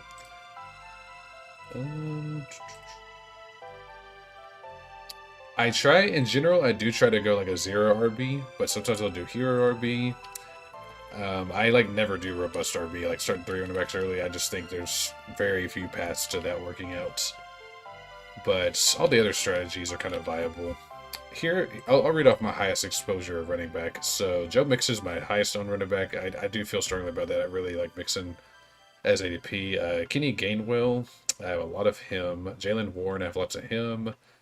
Eckler, I have a lot of, even though I've only drafted him in the past few drafts I've done. But I've drafted him like every draft pretty much, because I don't think his ADP is not caught up to what he should be at now that we know he's returning. Brian Robinson I have a good amount of, just because underdog, touchdowns are more important. Tyjae Spears, purely as if Henry gets hurt, he could be a good pick. I got Pollard. I actually have 17% Damian Pierce, so I have a decent amount of Pierce. I'm trying to get lots of Alexander Madison, but I don't have as much as I would like. I love Demont. We got some Mitchell, Chuba Hubbard. Then everyone else just kind of mixed in here and there. But that's kind of what I'm looking at for now. You have a ton of Lenny, Bigsby. Yeah, so Mixon, I see I like Mixon. I say I have lots of Brian Robinson, but I also have a lot of... Okay, I don't have a lot, but I have a good amount of Gibson as well. I like both of those running backs. Bigsby, I have a fair share of Bigsby. I don't have much Lenny. I do have a lot of a Chain, however you say his name. I have a lot of him. Yeah, so it sounds like most of those guys I am in agreement with you on. Lenny, I mean, I've taken him some. Like, it's nice to know that you can get a discount on him, because wherever he signs, his price will go up. But at the same time, I just don't know how much higher it's going to get. Or sorry, I don't know where it's going to go, like how much his value can rise. But, I mean, when you think about it, like, he was going as a second-round pick last year, and he certainly didn't live up to that, but, like, he was still a decent pick. Like, it wasn't, like, horrible by any means. So, just the fact that he has that going for him, I don't know. I think I probably could stay in the draft some more. I probably need to draft a little more. I'm going to switch the music, though, before I do anything else, and then I'll go take on that fight.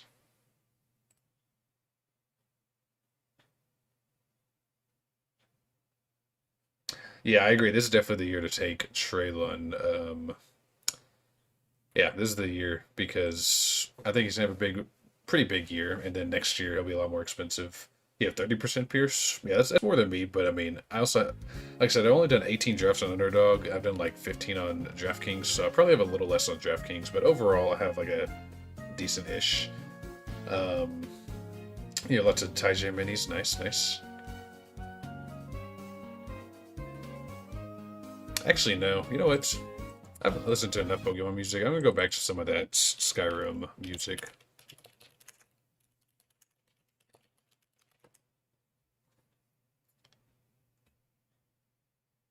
Oh, so you think Lenny could go all the way up to the 8th to 12th round if he gets to the right team? Yeah, 8th. He'd have to go to a team where he's like the full starter, which I don't think at this point he's gonna go anywhere. But if I could definitely see him going like the 11th or 12th if he goes to like a good team where he's a timeshare or something like that. Like off the top of my head, if he went to like the Bengals, which that would suck for mixing shares, but if he went to like the Bengals, I think that'd be a pretty good spot for him, honestly, and I think he would be worthy of picking at like the 130s or 120s range. Yeah, I could definitely see that. Okay, all that being said, I believe I am ready to go past this, so let's go beat a couple of trainers.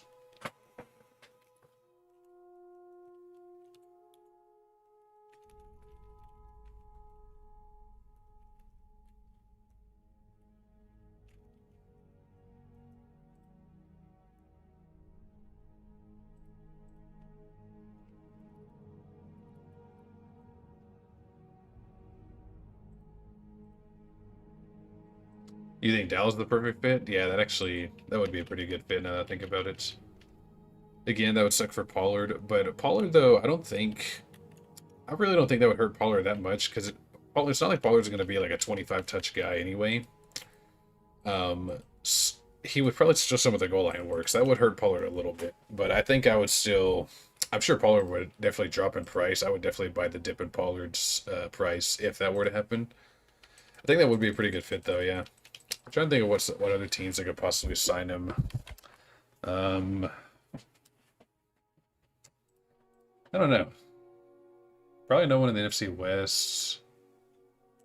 Maybe the Chargers. Like, if they don't like Josh Kelly, I can see them maybe going to the Chargers because he has pretty good pass catching skills, and obviously they pass a lot. Maybe the Broncos, if Javonte Williams isn't as healthy as they hope. Could see that. I'm going to go to 22 for everybody here.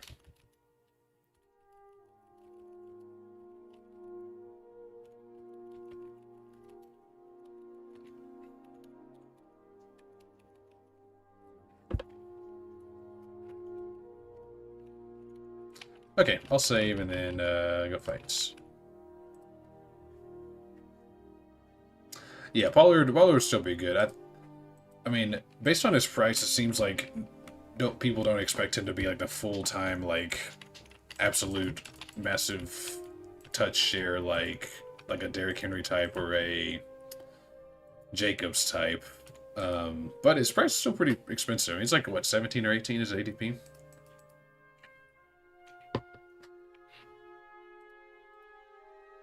Should be an easy knockout here with Zen Headbutt. Yep.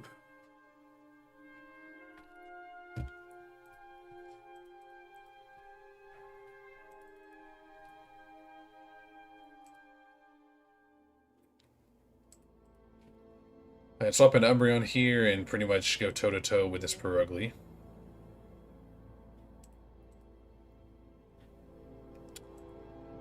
Oh, Facade, okay.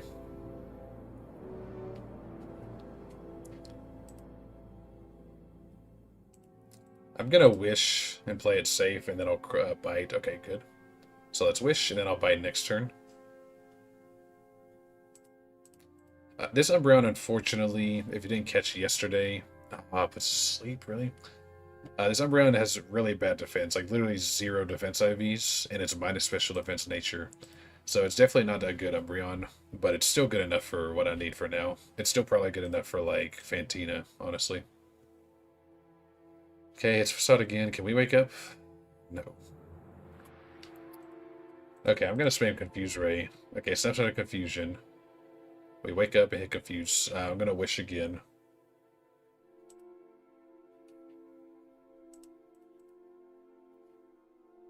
Burst of Confusion again. Cool. Okay, now do not put us to sleep again. Bro, you're actually kidding me. Oh my god.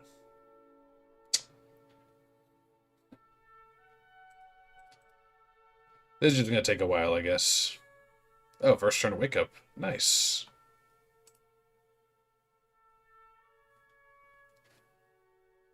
Zeke related to the Chargers. Yeah, Zeke, I mean, Zeke, I could see him do the Chargers, honestly. Took him once at 214.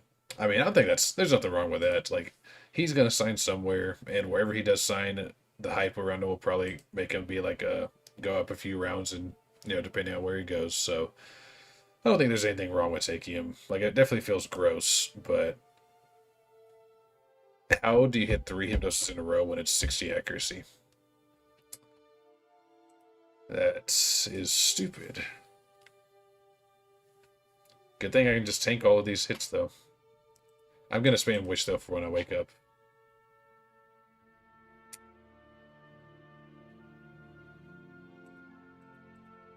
Okay, I need to wake up this turn, otherwise I might have to switch out. Actually, I think I'm not going to do a crit here.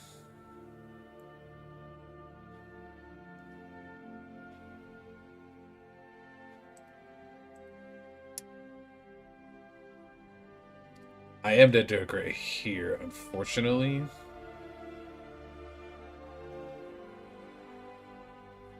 And I already used Wish. I'm just gonna go for it. I probably should not have done that. That was not smart to go for that. I'm gonna Wish again, though. Okay, I'm definitely not dead to a crit on this turn, though, so I can stay in and bite and then recover more HP.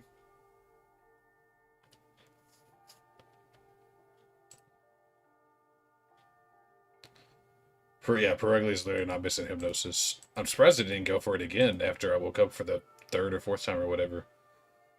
Here are my highest fades at receiver running back? That's a good question. I'm fading Derrick Henry. I have 0 Derrick Henry shares, which I feel like I did that last year too, and it kind of worked out, but it wasn't the best strat, admittedly. It's definitely going to go for a bug move here, so I'll swap in. I'm trying to think of other players I don't have very much of. Yeah, let me look real quick. I need to look at like a draft board or something to see who's going at what positions. Or maybe rankings, that'd be easier. So out of the top guys, I don't really have any Jonathan Taylor. Not super high on Olave. Debo, I don't have a lot of Debo. I have like no Najee Harris. Not high on Najee Harris at all. I don't have much Keenan Allen either, just because he's getting older. DJ Moore, I don't think I have any DJ Moore. Michael Pittman, I'm not super high on. I wish I could be higher on him, but I just don't really see it. And then Tony, I have 0 Kadarius Tony. I want nothing to do with that man. And then probably Swift and Dalvin Cook. So yeah, just kind of looking at like the top like 70 guys or whatever. Out of those are the first names that stick out that like I don't have much of, if any. And I'm sure some of those are mistakes, but they talked about it recently on the ETR podcast. I don't know if you subscribe to ETR, but it's a lot easier to be right with fading players than it is being right on overweighting and overdrafting players, because an injury could happen and you could be right that they suck or something like that. So I'm trying to. I think it's definitely important to take some stands and not draft players, because if you draft everybody, then you're just gonna try to cover all your bases. You're just gonna be too balanced and not be overweight on anyone. So I think it's important to find some players that you just don't care for and fade them. I mean, last year I had some fades. Like I was fading Chase Edmonds, and that worked out. I was fading Henry, and again that kind of worked out. So I mean, it works sometimes, and sometimes it doesn't. It's just a give and take. All right, the bite knocks out Brunsword there. Easy run so far. Keyword so far. We have not had a hard fight yet. That will not be... First hard fight will be Gardenia.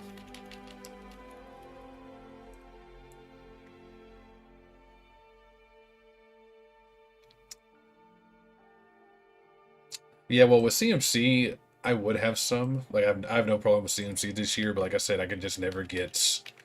I've never ever I mean, I will get some eventually, but I cannot currently get a top pick, so it's hard for me to ever, unless he like falls 3 or 4 picks past ADP, I'm pretty much never getting him. Um, on DraftKings, I took him once or twice because I got a little bit higher pick on DraftKings. But with Najee, yeah, I want nothing to do with Najee. For one, I'm taking lots of Jalen Warren, so obviously I'm not going to take them together. And two, I just don't think Najee's very good. I really don't. I know that last year that he had some underlying metrics that like he's a candidate for positive touchdown regression. He should be scoring a little more.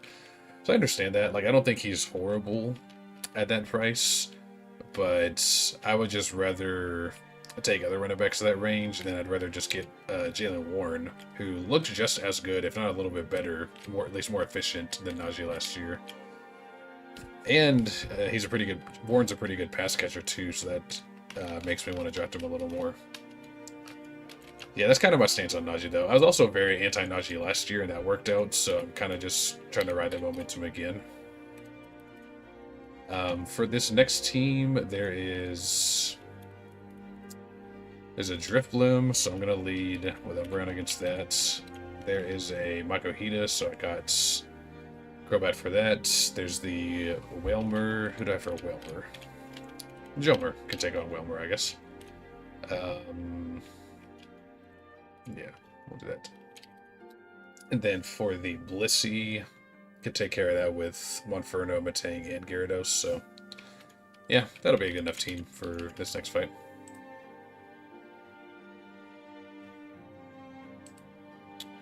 Yeah, CMC on DraftKings, definitely would not want to fade him there. That'd be pretty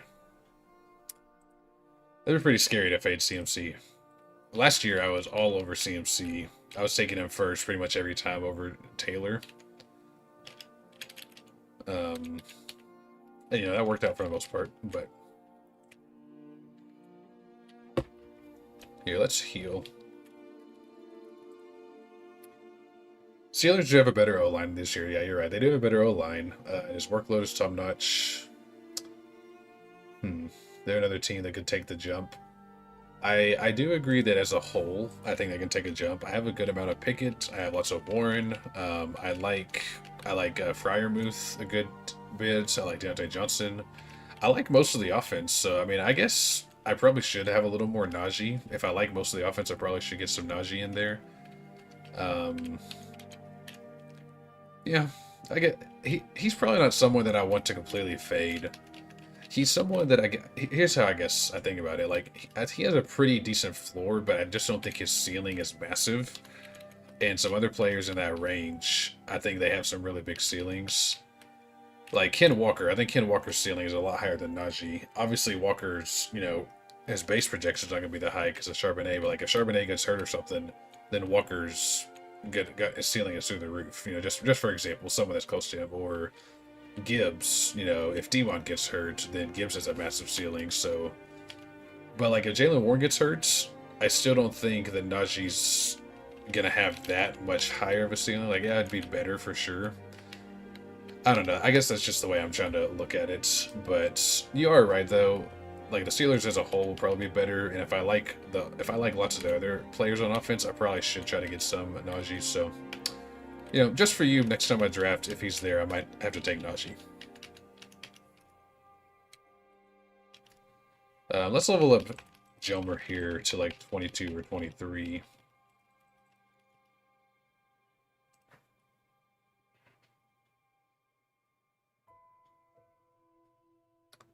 More expensive. Oh, you're talking about Najee. What do you mean more expensive though? Don't like them as much? You're saying like Steelers as a whole? Or why is this freezing? Okay.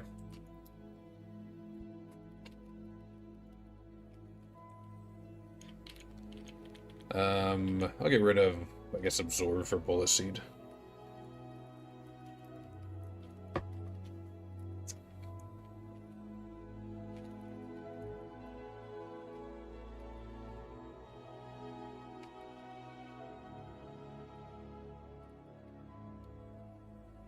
Special attack, nah.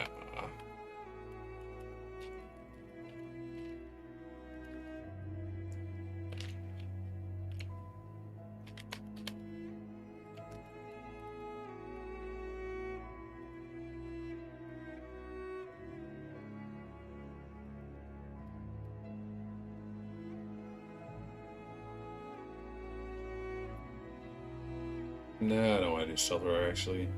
No. I do actually want to teach Aerial Ace. I need to teach Aerial Ace to Crobat at least. It's so dumb that Gyarados doesn't get Aerial Ace. I mean, it's a freaking flying type. Like, come on.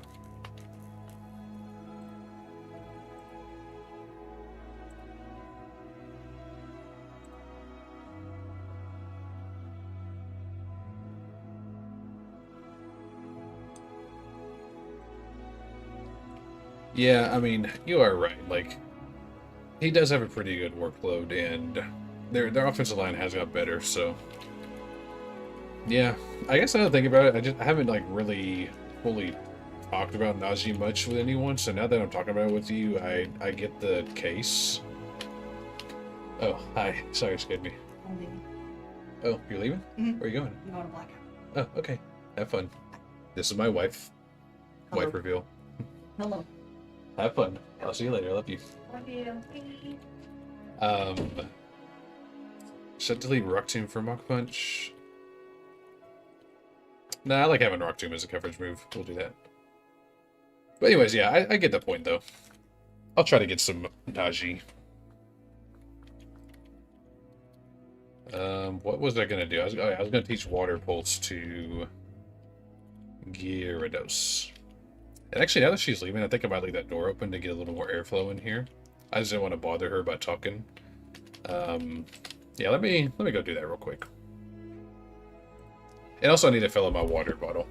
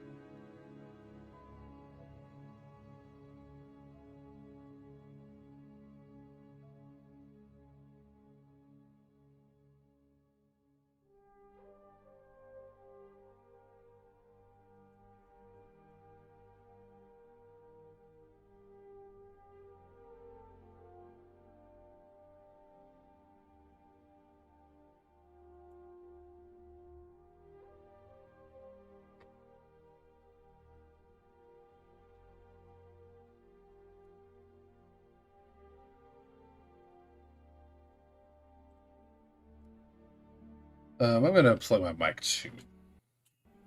And plug it back in.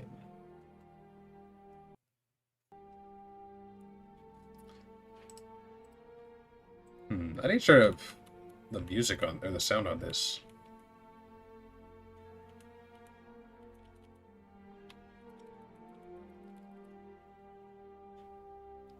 It's still quiet. It won't let me get any louder than this, but I guess I'll just rock with it. Yeah, I get what you're saying. Hey, you won't be massively overweight, but just like kind of have some... Oh, why do I have two Gruddles? I just realized that. Can I switch that?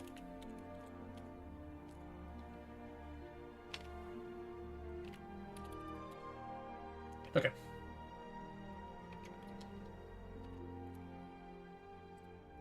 Yeah, I guess now that I think about it, if Najee stays at that price, I would maybe like to have around like 6 to 8%, something like that, 7 and 10%.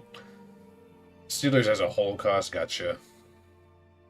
Yeah, definitely, I agree. Taking a bunch of cheap teams, like if you took the Jags last year, if you took like Lawrence Kirk, Zay Jones, especially Ingram, like if you took those, then that was a great cheap team to stack. Who are some other cheap teams that did that last year? I can't really think of any off the top of my head, I guess, but like... I feel like the Raiders as a whole were pretty cheap. Jacobs was cheap. Carr didn't do that good, but he was pretty cheap. Renfro... No, I'm thinking of That's 2 years ago when Retro was cheap. Never mind. Not last year. No, last year he was like, he's going like in the 70s. Oh, I get Thunderwave there. I'll still try to bulldoze.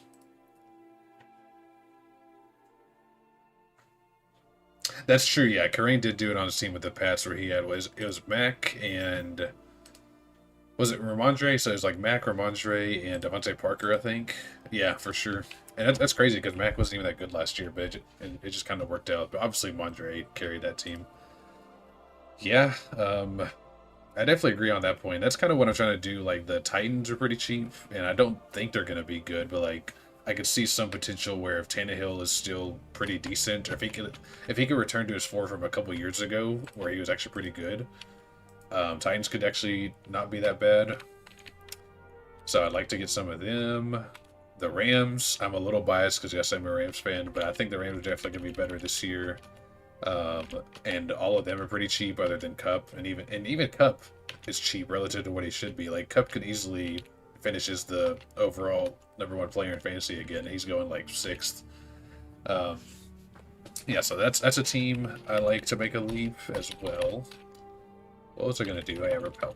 I want to repel on this route to try and save either a Slowpoke or a Toxicroak, or sorry, Croagunk encounter for later.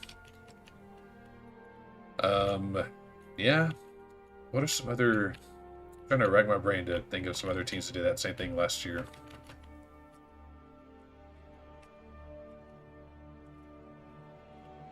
Whoops, didn't mean to run into her.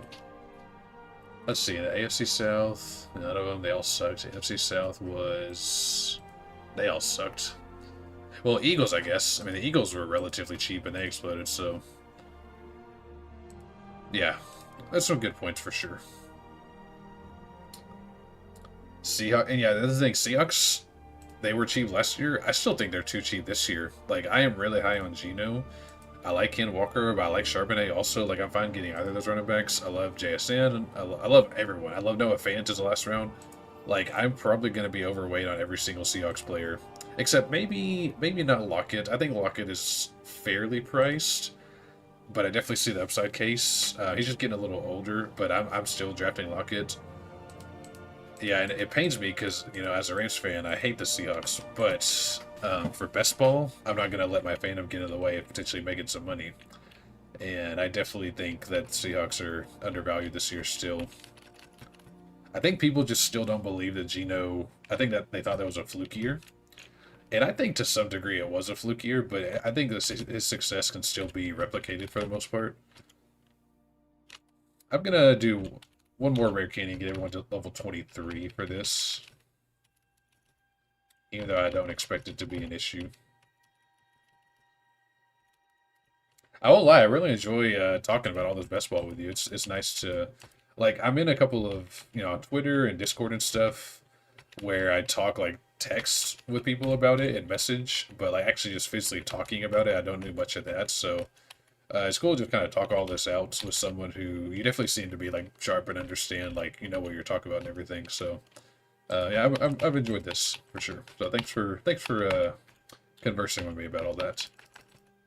It helps this early, boring section of the game become more bearable.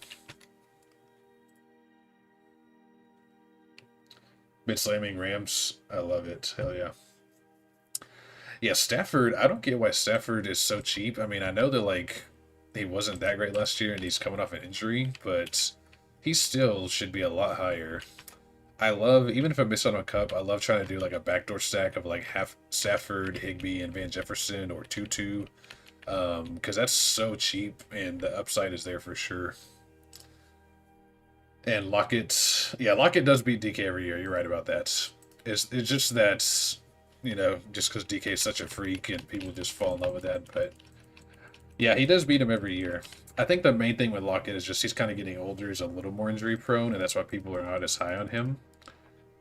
But I still like Lockett. I just drafted him. I was going to draft yesterday, and I took him with a little Geno stack.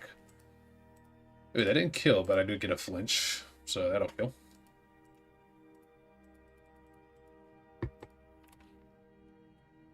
Makuhita will use the fighting move, so I can easily swap into Crobat. Take it out with Aerial Ace. Oh, fake. No, it does fake out too.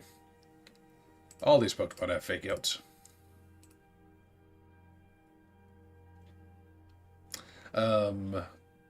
Yeah, exactly. Stafford threw 43 touchdowns just a couple years ago when Cup was healthy and when he was healthy. And yes, I realize it's not the same team. I'm not saying Stafford's going to throw 43 touchdowns, but he definitely, if he's healthy, there's no way that he doesn't outperform that ADP. Like, there's no way. I'm trying to get a lot of Stafford, and he'll probably be one of my higher up quarterbacks. It's good to see someone that's not a Rams fan say that, though, so that way I know that I'm like not being biased with that take. And but to be fair, clear, I'm not saying like every single Rams player is a great value. Like, I still not really sold on Akers, but like everyone in the passing game is probably too cheap.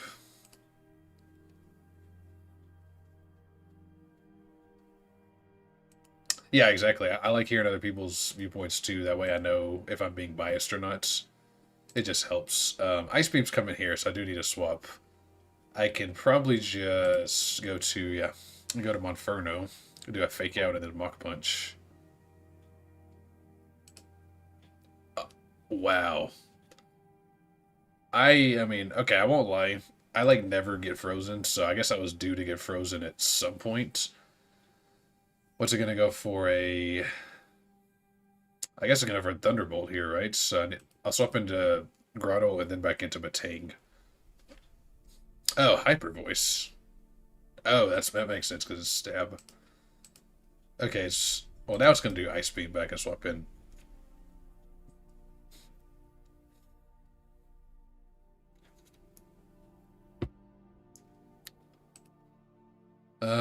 Iron Head. Let's do that.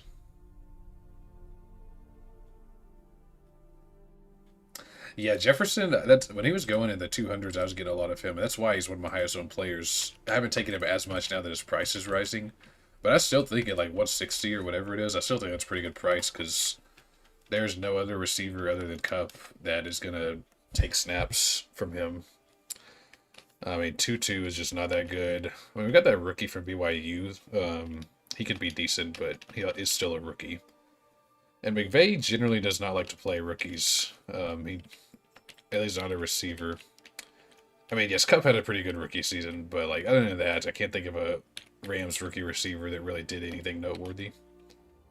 I'm also gonna sell the repel active. Okay, I'm gonna wait on this encounter here because I want to go whenever it's by myself and not with Cheryl, so she can't accidentally kill my encounter. So I'm not gonna get that encounter yet.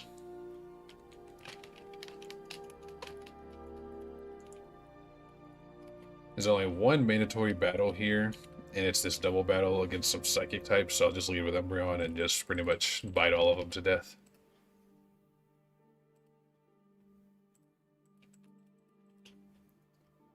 I'm still surprised I got frozen on that Ice Beam, honestly. Like, I mean, this is run 6. I literally don't think I've got frozen a single time on any battle. And yeah, I mean, Ice Beam's not like a super common move, but that's just still kind of random. But yeah, after this route, once I emerge from the woods, if I could catch a Slowpoke or a Krogunk, I would very much like that. Disable Bite, really. I mean, it's smart. I don't like it, but it's smart. I guess I need to swap out then. But Tang probably resists those psychic moves.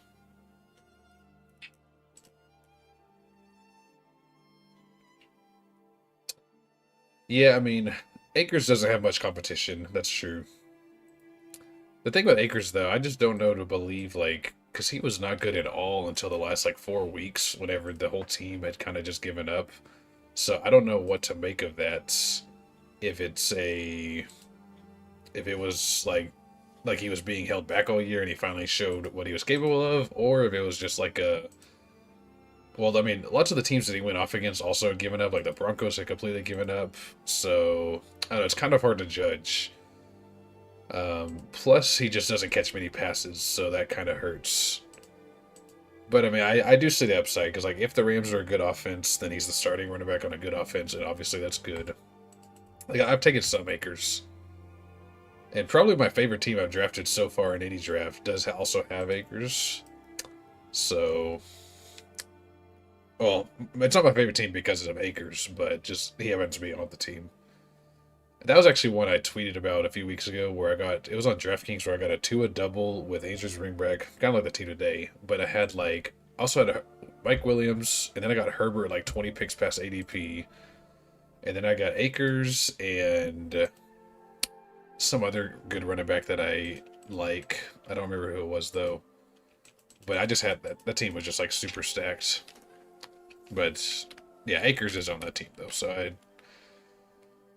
don't know. Last year I was actually pretty high on Akers, and he kind of let me down because all the teams that I had him on, they were dead come playoffs. So like his big playoff run didn't even help me at all. So he kind of rubbed me the wrong way, but that's just how it goes sometimes.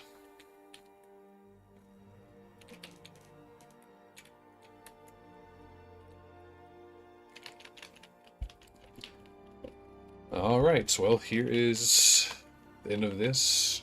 I'll wait to get my encounter. I don't need to get it right now. I'll come back into the woods later.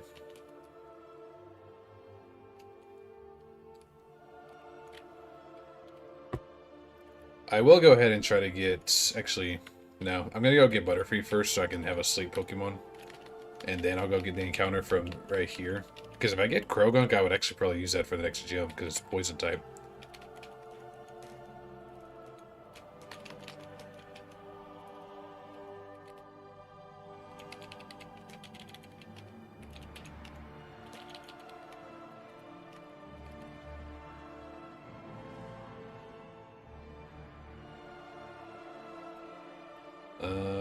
I'll level up Butterfree a little bit. I could actually maybe use Butterfree in this fight, because I mean, obviously, Bug and Flying are getting its grass.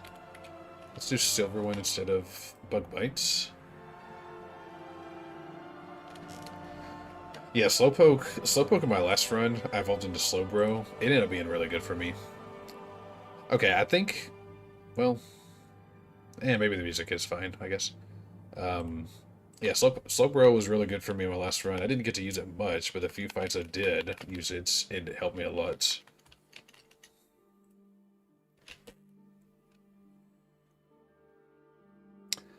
That's true, yeah. If you like everyone on offense, then there's no point fading one player. Multiple pass catchers taking a quarterback, yeah.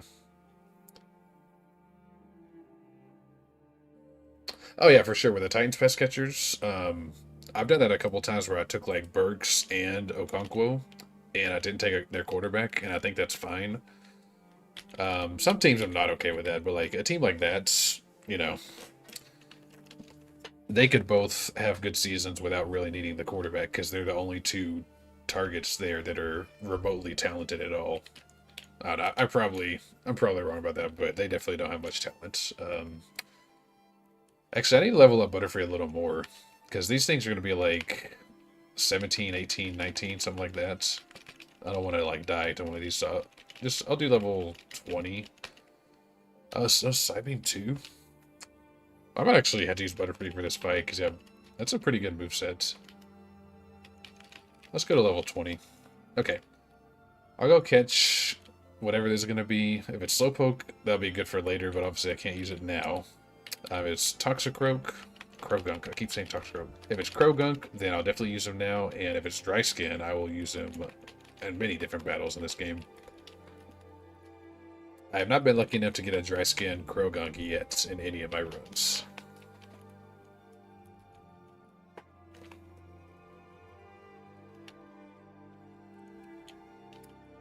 Okay, let's see what our encounter is for this route.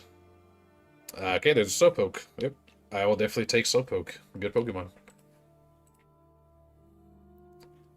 And I get to sleep instantly. That's nice.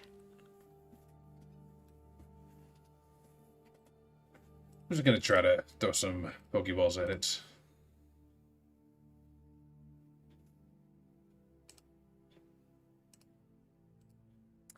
Alright, I catch it instantly. Art, do you have a name for this one? Feel free. If not, I'll probably name him Patrick, because that's what I named him last time, but if you want to have a name recommendation, feel free to drop one.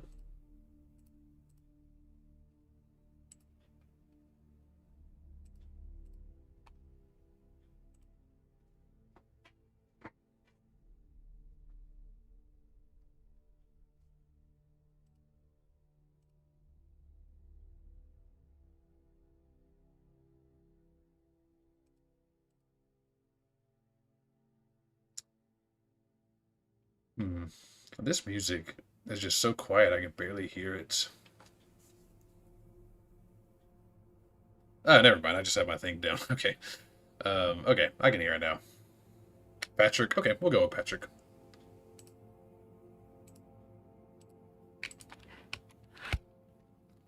Um, hmm.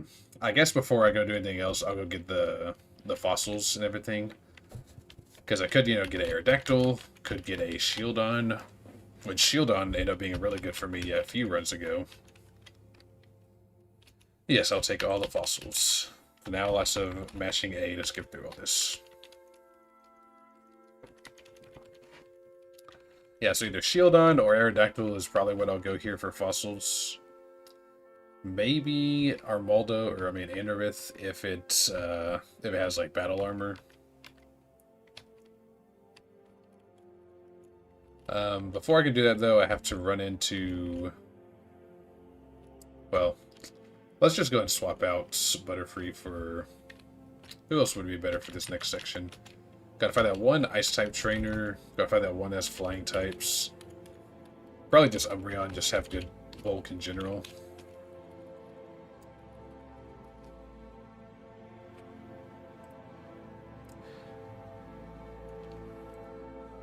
I do actually...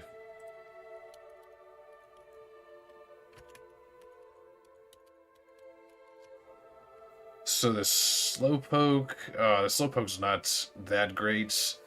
It has 30 special defense, but only 2 defense, so it's actually not good because it's usually a physical defender. And then only 8 special attack.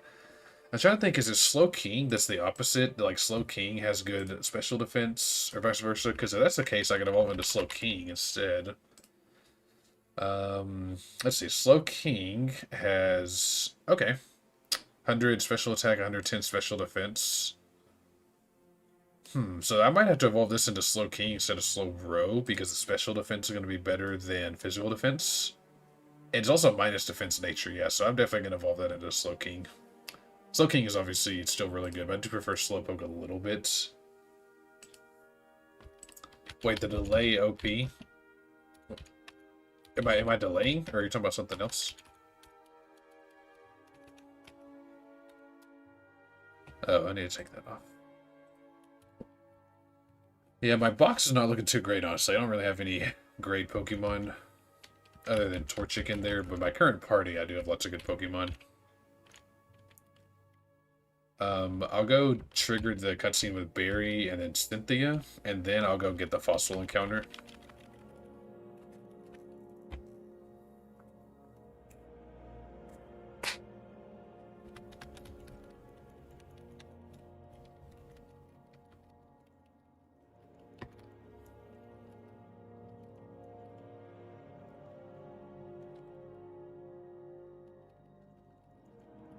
Oh, and I also need to get my encounter from the pond, so either Poliwag or Dratini. I'll go and do that now. Well, I don't have... And it's going to be level 10. It won't be that hard to catch. I'll try to get it now. So either Poliwag or Dratini is what I can get here. I already have a Magikarp, so if I get that, I can run. I kind of hope it's for a Dratini, but a Poliwag is... Poliwrath and Politoed are both pretty good, so I wouldn't be mad about a Poliwag. I would need it to have Water Absorb to be useful, though. If it has Damp, then it's not very good. Another Magikarp. Just keep running.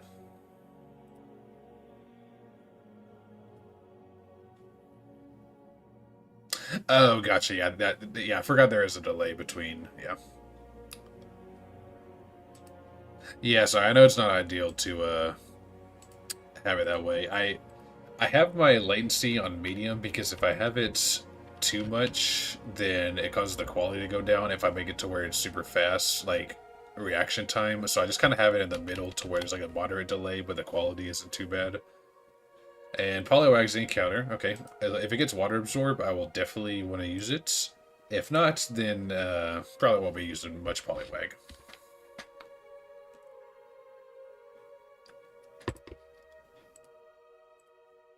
Won't be using it for the next fight, but again, potentially down the road.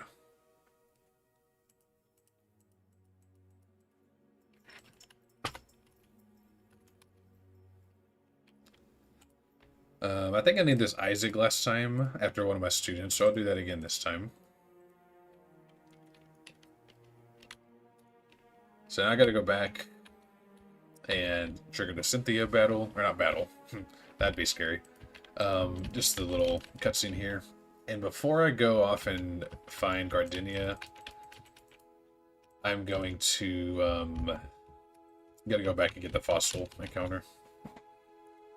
Because that's one, if it's Aerodactyl, I could actually use that for the next fights. Yeah, Dratini would have been the best one there. Unfortunately, didn't get it. But Water Absorb Poliwrath is still pretty good. Or Drizzle Politoad. But I would probably prefer Poliwrath, because I already have Blastoise, so I don't need another Drizzle Pokemon. Then again, it could die, I guess, so. Let's see if it has Water Absorb or not. Plus special attack with... Damn. Yeah. Yeah, that's not very good. I probably won't be using it. Oh well. Trying to already like kind of workshop my team for this next gym battle. I definitely have Crobat, definitely Monferno, Batang, probably a Combuskin and Quilava in there. And then... I don't know who the 6th could be. Oh wait, no, I need to go the other way. Yeah, I gotta go do the fossil now.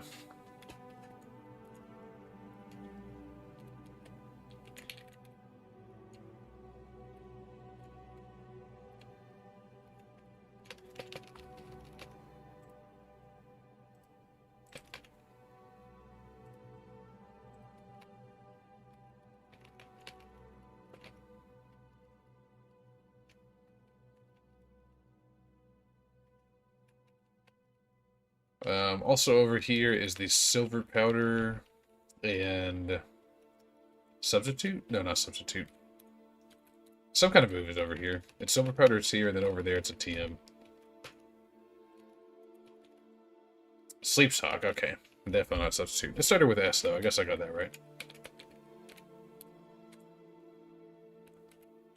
So I could have had a guaranteed Beedrill on that tree, but I chose to try and get Krogunk or Slowpoke instead. And I did get the Slowpoke, of course, which will be Slowking later. Yeah, Slowking is going to be incredible once I get to Maylene's gym, and that's going to wall, like... Well, that's a special defender, so it's actually not as good for Maylene's gym, but still pretty good. It'll probably be good, honestly, for the Crusher Wake fights, as I have to fight this trainer here. I went... trying to go around, but it did not work.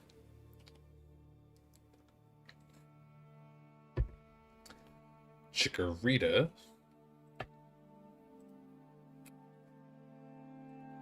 Oh, that's right. It doesn't get the fairy typing until it evolves. I was about to say fairy's gonna resist this bite.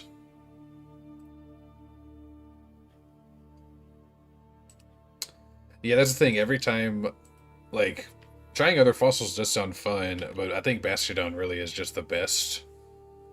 Because, I mean, yeah, 2 runs ago I had Bastiodon. It was so good. I guess I can just stay in and bite. Aerodactyl, if I get Aerodactyl that has like a... If it has Reckless and like a plus attack nature or something like that, then I would probably take Aerodactyl. But if it doesn't, then I'll probably just get Shieldon. Unless the Shieldon has like really bad defense or something like that. Oh. Why am I trying to use a Pokeball? Did not mean to do that.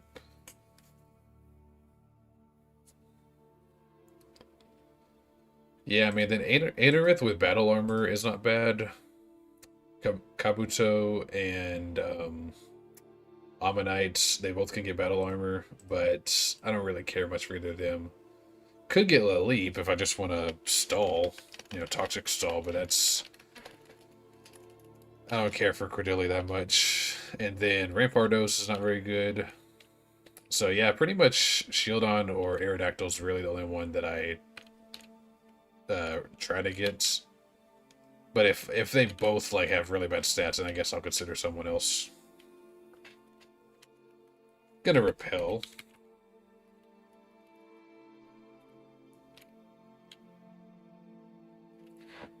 I need to test to see if I'm still lagging my voice. Testing. Okay, that's still not lagging. Sometimes whenever I lag for when I stream for too long, my my voice starts to lag separately from my video, where it's like a solid like 2 or 3 seconds behind, and it takes a while to fix it when I'm editing. So it doesn't seem to be doing that now, which is nice.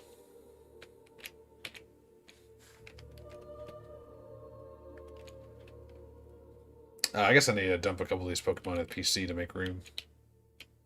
I'm just gonna do two, just Shieldon and Aerodactyl, and if they both suck, I guess I'll try to get something else, but those are really the only two that I am probably gonna consider.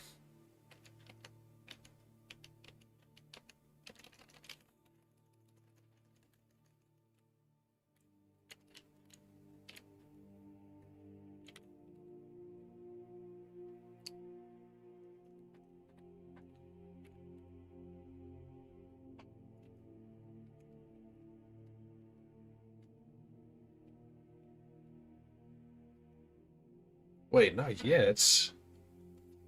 Why not yet? Why can I not do that yet? Did I skip something before? I forgot. And I didn't even save, so I have to go all the way back there. I forget what it is, but you have to, like, talk to some... Yeah, you have to... I didn't talk to that guy. The guy that gives you the Explorer kits, and you have to talk to him to trigger that, so I gotta go all the way back there just for that. I should have saved. I feel dumb.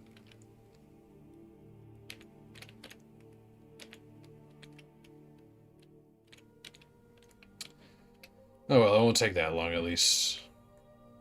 Ah, I forgot to fight her too. Man. Guess I'll fight her too. Just like a 3 or 4 minute, maybe like a 5-minute detour on all of this, I guess, what I'm having to do.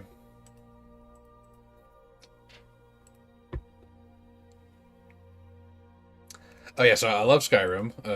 Love Skyrim. It's one of my favorite games. I have played Elden Ring. Yeah, I love Elden Ring. That's a really fun game as well. Skyrim was like the first main game I played that got me into like open world fantasy RPG kind of games. So it'll always have a special place in my heart. Even though objectively, like, there's lots of errors with it, and it like there's plenty of errors that keep it from being like one of the best games ever or whatever, but it's one of my favorite games ever still, just because of how much I've played it, how many memories I have with it, just how much fun I've had with it. But yeah, Elden Ring is an awesome game. Much harder than Skyrim, for sure. But yeah, I played Elden Ring. I went through it last year. It's 2023 now, right? So last year, around this time last year, I kind of went through it and beat it. Actually, no, I actually still haven't beaten it now that I think about it. I've gone through and I got all the way up to the Elden Beast, and I've fought it like, oh my god, I didn't fight this guy either. I should have fought all these earlier. I just keep forgetting that I haven't fought them yet.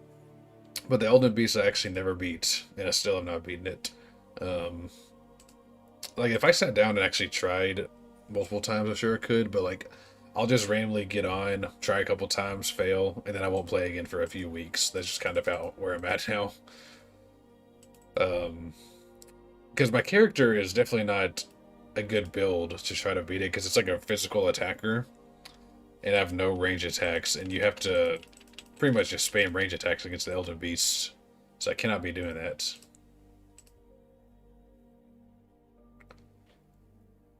You're sucked into Skyrim is hard, yeah. Played 18 hours straight, damn. I don't think I ever played that much, but that was whenever I was like a junior or senior in high school, whenever I first really started playing that game. And I definitely played it a ton, for sure. Oh my god, how many... I mean, it's my own fault. I avoided them earlier, and I'm not avoiding them now.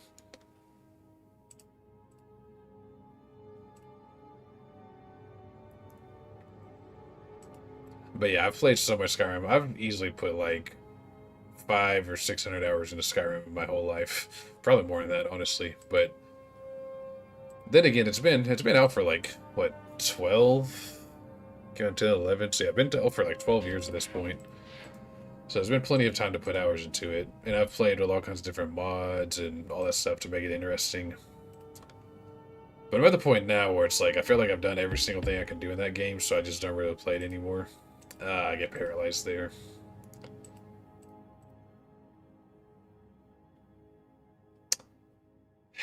Really? There's a bullet seed.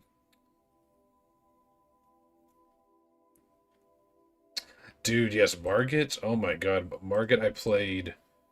Oh, I must have fought him like 50 times. Maybe not that many, but at least like 30, like 25 or 30, something like that. That made me want to quit for a while, but I had a friend who also has the game. Okay, I don't know why I thought that was gonna do more damage.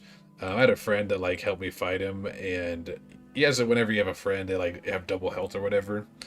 But he was still like good enough where he was able to help me fight him, and I was able to get through it. So that was pretty nice. Sorry, I just got a text from someone. I gotta check real quick.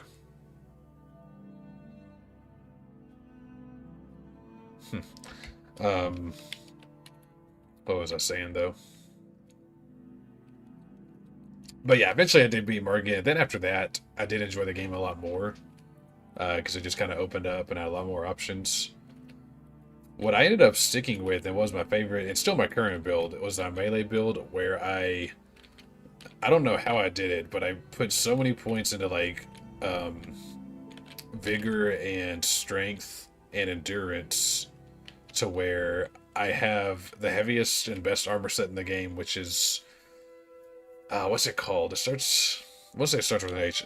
It's like just giant metal armor. I have that, but my loadout is still light, so I literally can do light rolls with the heavy armor, and I have the giant. Man, it's just been a while since I played, so I don't remember all the words for it. But I have like some giant sword that if you hold it down, if you hold left trigger down, it'll strike and like do like a lightning attack or something like that. So I'm able to carry that and heavy armor and still have the light roll. So that's what I've been doing. I just kind of smash my way through everything. The one thing I don't enjoy about the game is that there's some bosses that are like just pretty much impossible if you go with only melee or only magic / ranged. Like, I wish there was a way to beat each boss with one playstyle, but I also do like how it still kind of forces you to change it up to where you can't just do the same thing every time. So it is challenging in that aspect, but like there's kind of a positive and a negative to each side of that, I guess.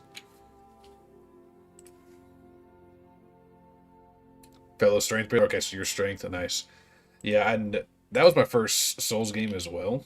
And I just was like, oh well, seems easy. I could just, get a sword and bash my way through. And some of the fights have been easy, but some of them have been pretty hard. Like taking on the Godskin duo with a strength build, that was a nightmare as well. I did not enjoy Godskin duo. And some other fights where you have to, or you just have, if you have a strength build, you're just kind of screwed. But then some of them, like against, what's her name? The Ronnie? No, not Ronnie. Ronnie's mom. What's her mom's name? The one that they fight at the library. Whatever her name is, I cannot remember off the time. But like that one's super easy as a strength build because you literally just go one shot all of the little things that are like blowing the magical bubbles or whatever, and then you can like just attack her with your sword a couple times. I don't know why I'm going here. I need to go back over there. But yeah, I learned after that, oh, it is a lot easier to do a magic build, but strength is just more fun. Like, it definitely requires more skill than just spamming the same spell over and over, which, that part is fun, don't get me wrong. But yeah, and then since then I've played Dark Souls 1.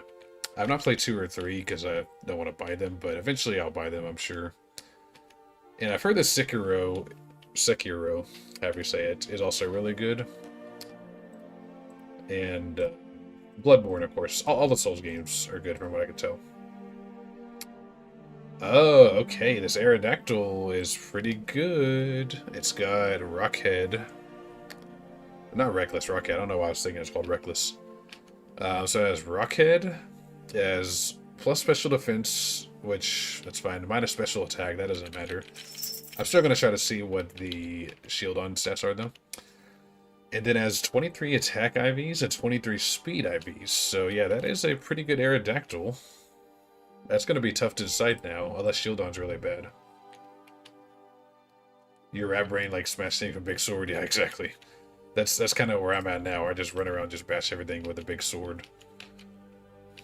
It makes it for a simpler experience, you know? I think I named Shieldon Puppy last time. Ooh, oh, that is a tough decision. That's a tough decision here. I'll show you the options. So, Aerodactyl got a good ability because it doesn't take recoil damage, which that's actually really important because it can learn like Head Smash and Brave Bird and some really powerful moves. With the shield on, 26 HP, 30 attack, 19 defense. It's actually wow, that's crazy. It has perfect special attack and special defense. It's one away from having perfect attack. And then the minus speed is fine because it's already slow. So both of those are really good. Soundproof. I mean, the ability sucks on it though. Soundproof is pretty useless. Man, that's really hard to turn out shield on with good defense stats though. Like, if it had, like, 0 defense IVs or something, then I'd say nah. But having perfect special defense, plus special defense nature, and the way I play, where I'm just kind of reckless and not super patient, I think the shield on might actually be the better call, because I can kind of protect myself from myself. I feel like if I had Aerodactyl, I would just be a little too careless, just because, oh, I'm going to one-shot everything. And Aerodactyl if it could one-shot a lot, but yeah. Man, that is tough. Because I know I can only get one, I can't get the other no matter what. Is Soundproof really not that bad? Because, I mean, off the top of my head, the only move I can think of are, like, Hyper Voice or Screech. I guess Screech would actually be good to protect for the defense drop. I don't know. I'm going to ride up to the city with both of them on my party and kind of think about it while I go. I do think I'm leaning shield on, though. This gives me more outs. Like, anytime that I am going against anything that has a normal move, I know it can always pivot into shield on, you know? Especially since I did not get an air on earlier, that would kind of make up for that.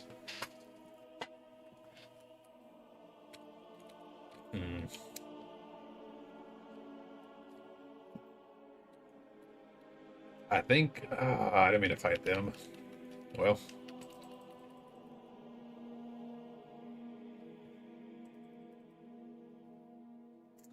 They're both probably going to try to attack Crobats. If I Bullet... well... I'll Bullet Seed plus Soul and then swap into... Jace. Charge Beam. Okay, that's fine.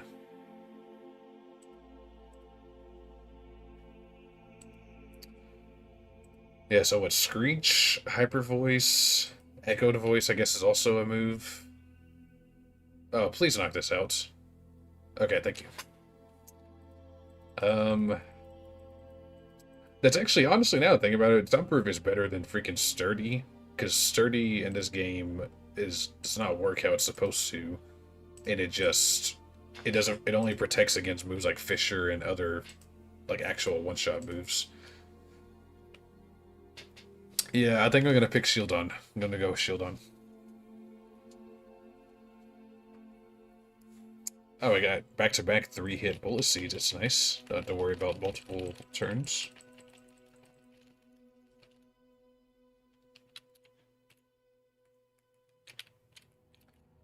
I guess I'll wait till the next Pokemon Center before I deposit Aerodactyl.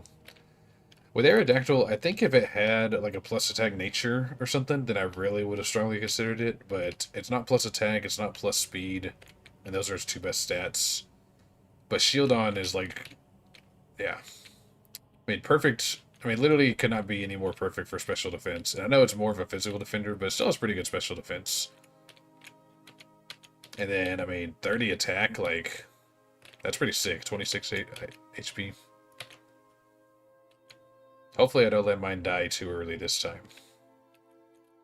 I do need to show this lady Aerodactyl, though, because then I can get the team for Rock Slide.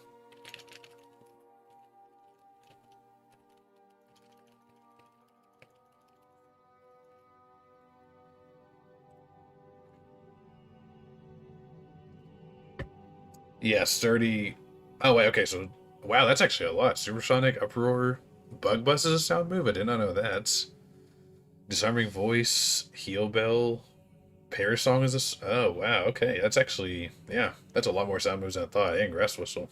And Roar. Okay, yeah. You are correct. That's a lot more than I thought. Sturdy, yeah, I guess they fixed Sturdy in Gen 5 to where it actually protects against getting one-shot by any move, but, I mean, that's just pretty useless, because how often are you going to run into Fissure or... Was it Fissure? Vice Grip, or there's like an ice one too. Sheer Cold, that's what it is. But like, you never run into Pokemon with those moves.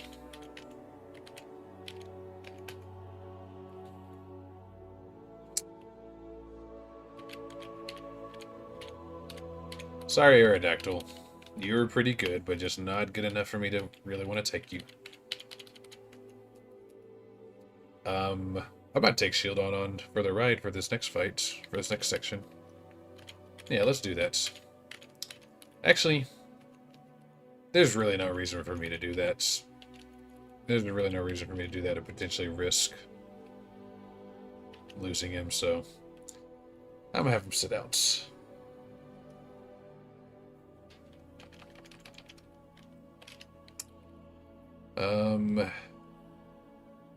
I probably should bring Butterfree with me to try to be a sleep setter for this next gym. Or not next gym, for this next section. I don't want it to come all the way back though after I get it. Well, there's only like what, 2 or 3 trainers that I actually have to fight between now and the next time I come back, so I can have Butterfree. I can just bring Butterfree, yeah. That's fine.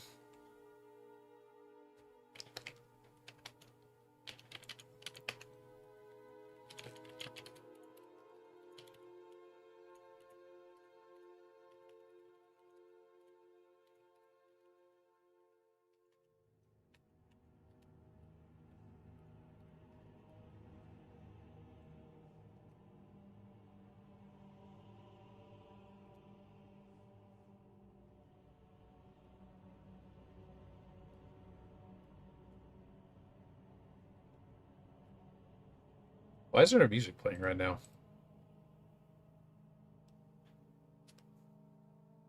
Oh. I keep accidentally turning the volume down on my thing. I think that's what it is.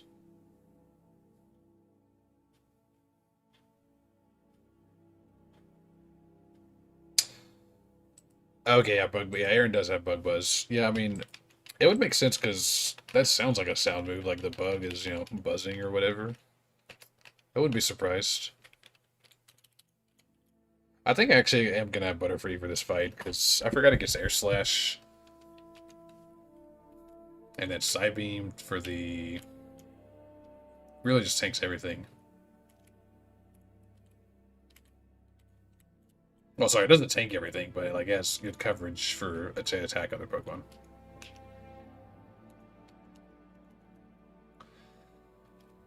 Alright, I'm gonna lead with Gyarados against this next guy, because he has a Geodude that killed my Metang a couple runs ago.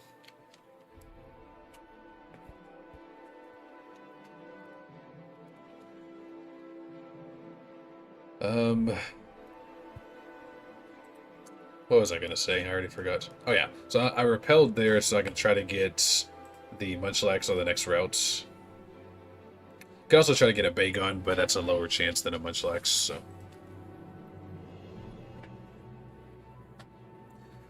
There's Slugma, you were talking about him earlier.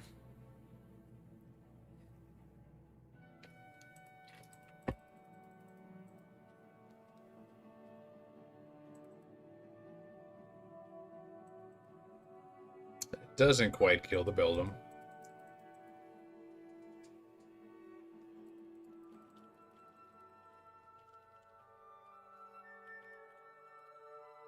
And then I gotta go down here because I think Sword Stance is down here. It's some kind of status move. I think... Yeah, this... I don't remember what she has, but she has some kind of psychic type, I think. Maybe it's like a Zatsu or a Natu. Yeah, that's right.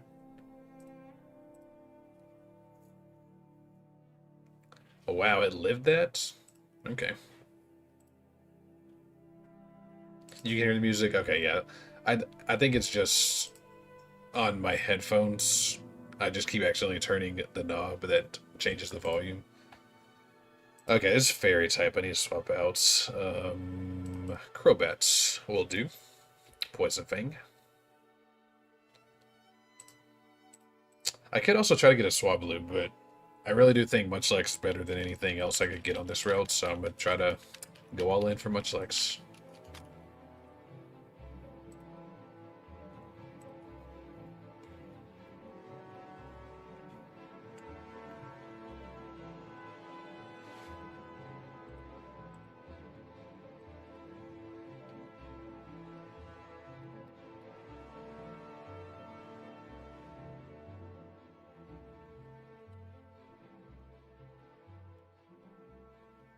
Oh, Taunt. Why did I think it was a different move?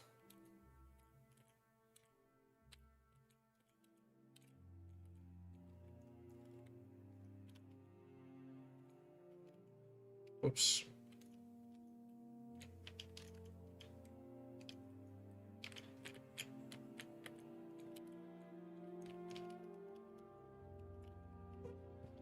There's another Moonstone that I can actually use to evolve. Use it to evolve Jigglypuff to Wigglytuff. Not that I would really need to for anything, but I guess if I really wanted to, I could. Okay. Again, the chances of getting a Munchlax are pretty low. But it's slightly better than last time because I already got a Caterpie and I already got a... what's it called? I'm already forgetting. Slackhoth. God, I cannot... Yeah, I've gotten those two already, so the things I can get from here are Apom, Weedle, or Munchlax. A couple runs ago, I got a Munchlax at this tree, so can we make it happen again? Okay, I already got Metapod, so I can run from that.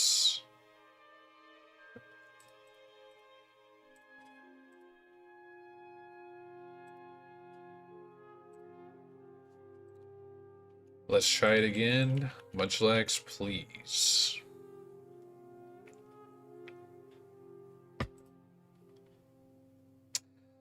Freaking Apom. Not Munchlax.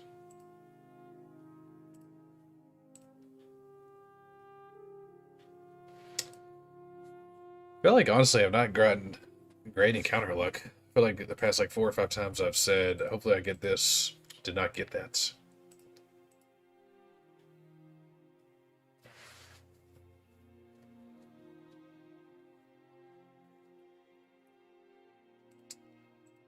Oh, whoops, not that. I guess I'm just going to keep trying to sleep powder this.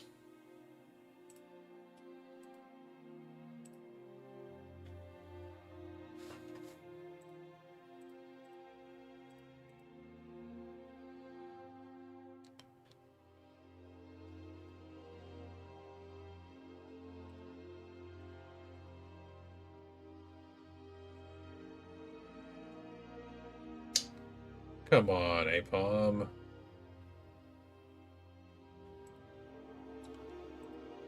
Do you have any names for the Apom if I do end up catching this? I'll probably just name it like Monkey or something.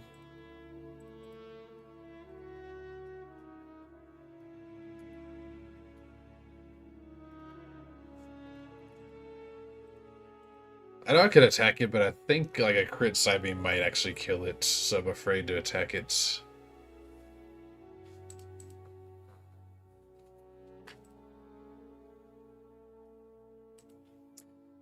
You know, that's true. If it has Technician, it's actually could be a decent Pokemon. Because it would have Swift which, you know, Technician Swift would be never miss. Good stab move. Trying to think of what else it gets. It's just not, it doesn't give me any good moves. Come on.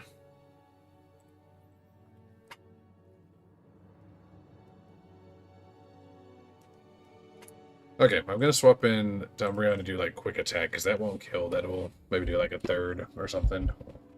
But it woke up, that's the problem.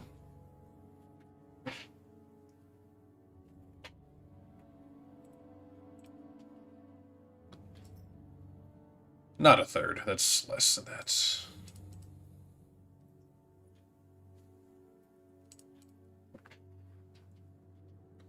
Oh, almost killed with a crit.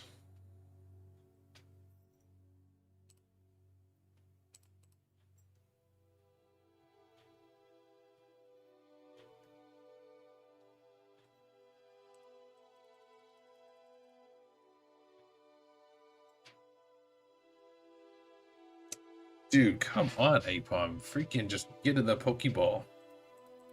The most stubborn Pokemon I've ever seen. Oh yeah, it does have Fake Out, yeah, that's true. Fake Out's nice. May not even matter. I might never catch this thing. Might just run out of PP and then you struggle and die. Oh my god.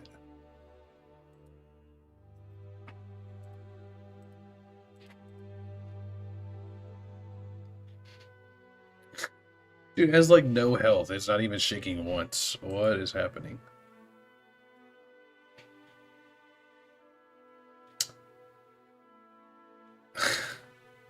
Whatever.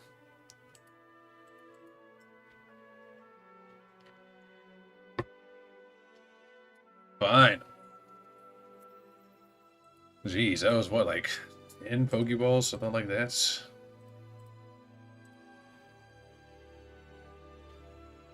Yeah, Baniri or Lopunny Fake Out because it's stab. Yeah, Lopunny's pretty good. It's actually my next encounter. I'm hoping either for a Baniri or a Mischievous.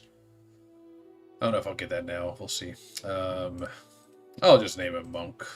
Why not?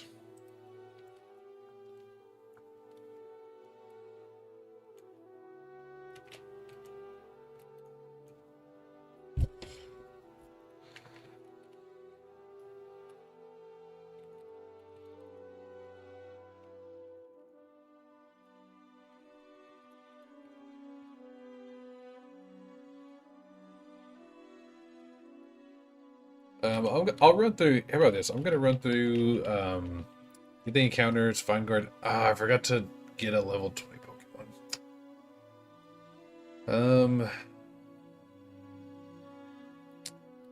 I don't know. Maybe I'll go do that later. I think for now, I'm just gonna go to Gardenia, find her, come back, and then probably save and get off for the night. I've been going for a while now. But I will get the fishing encounter here to get the guaranteed Feebas, which is always a great Pokemon.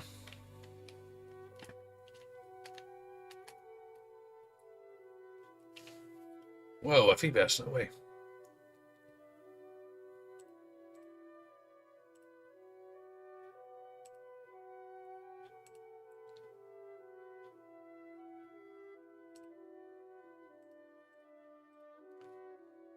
Dive Ball should catch that thing. Nice, nice.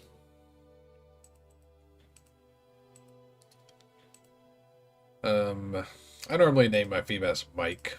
I don't know why, but I named it one time and now I just always do it.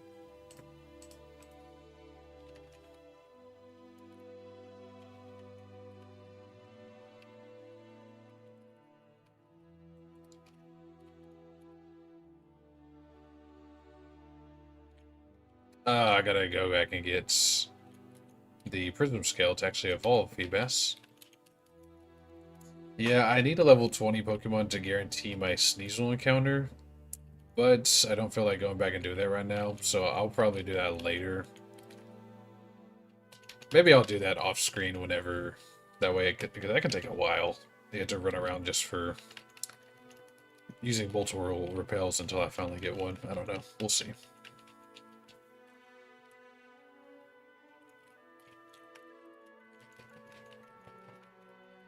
So there's a revive. Full restore.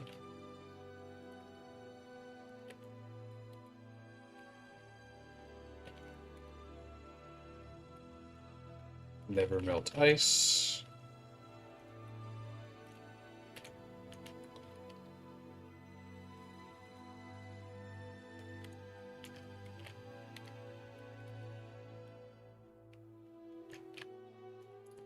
So she just has a Togetic and a Swellow, so I'll lead with Matang. Should be able to take care of the Togetic and then the Swellow. I can take care of either of them if I need to.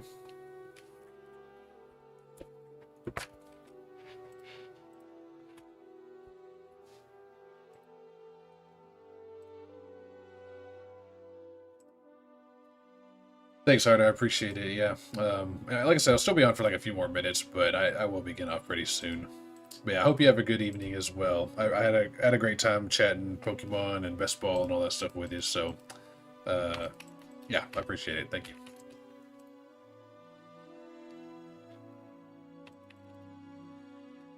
Okay, 2 Iron Heads should knock out Swellow, then I'll go find Gardenia, then I'll just kind of make my way back, and probably I'll go to the Pokemon Center and then save, and then get off after that.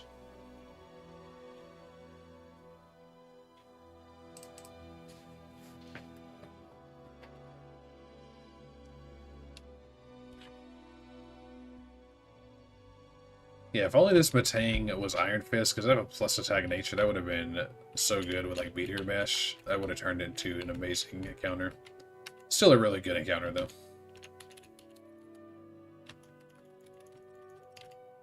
Yeah, I don't want to fight this guy if I can help it, so I'm going to wait till he goes past. Okay. Yeah, when I first ran through this game, all these random trainers here, I would fight them just for fun. I was like, yeah, why not fight them? Get some extra EVs and stuff. But now I do not fight them at all because I do not want to risk dying. Like that one guy, he has a Scyther. And I remember I was training...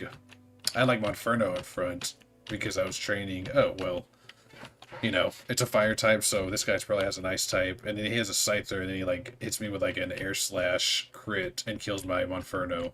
And at that point, I realized, okay, this game is not something to just mess around. You have to prepare for every single fight. And ever since then, I've kind of done that, been a little more careful.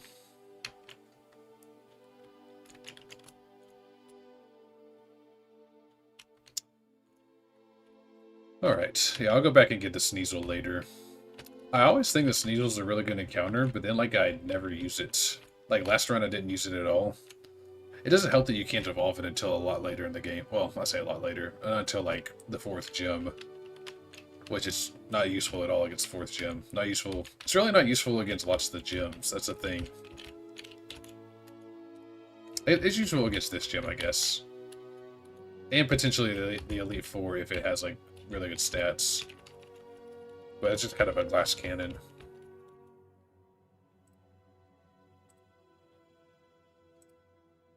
The Sudowoodo? Yes, dude, yes. The freaking... that Sudowoodo, that got me multiple times, because that's the trainer that has a Sudowoodo and a Quagsire, I think. It's like a Sudowoodo and a Quagsire and something else that's pretty good. And yeah, I definitely lost... One time I lost to that stupid thing.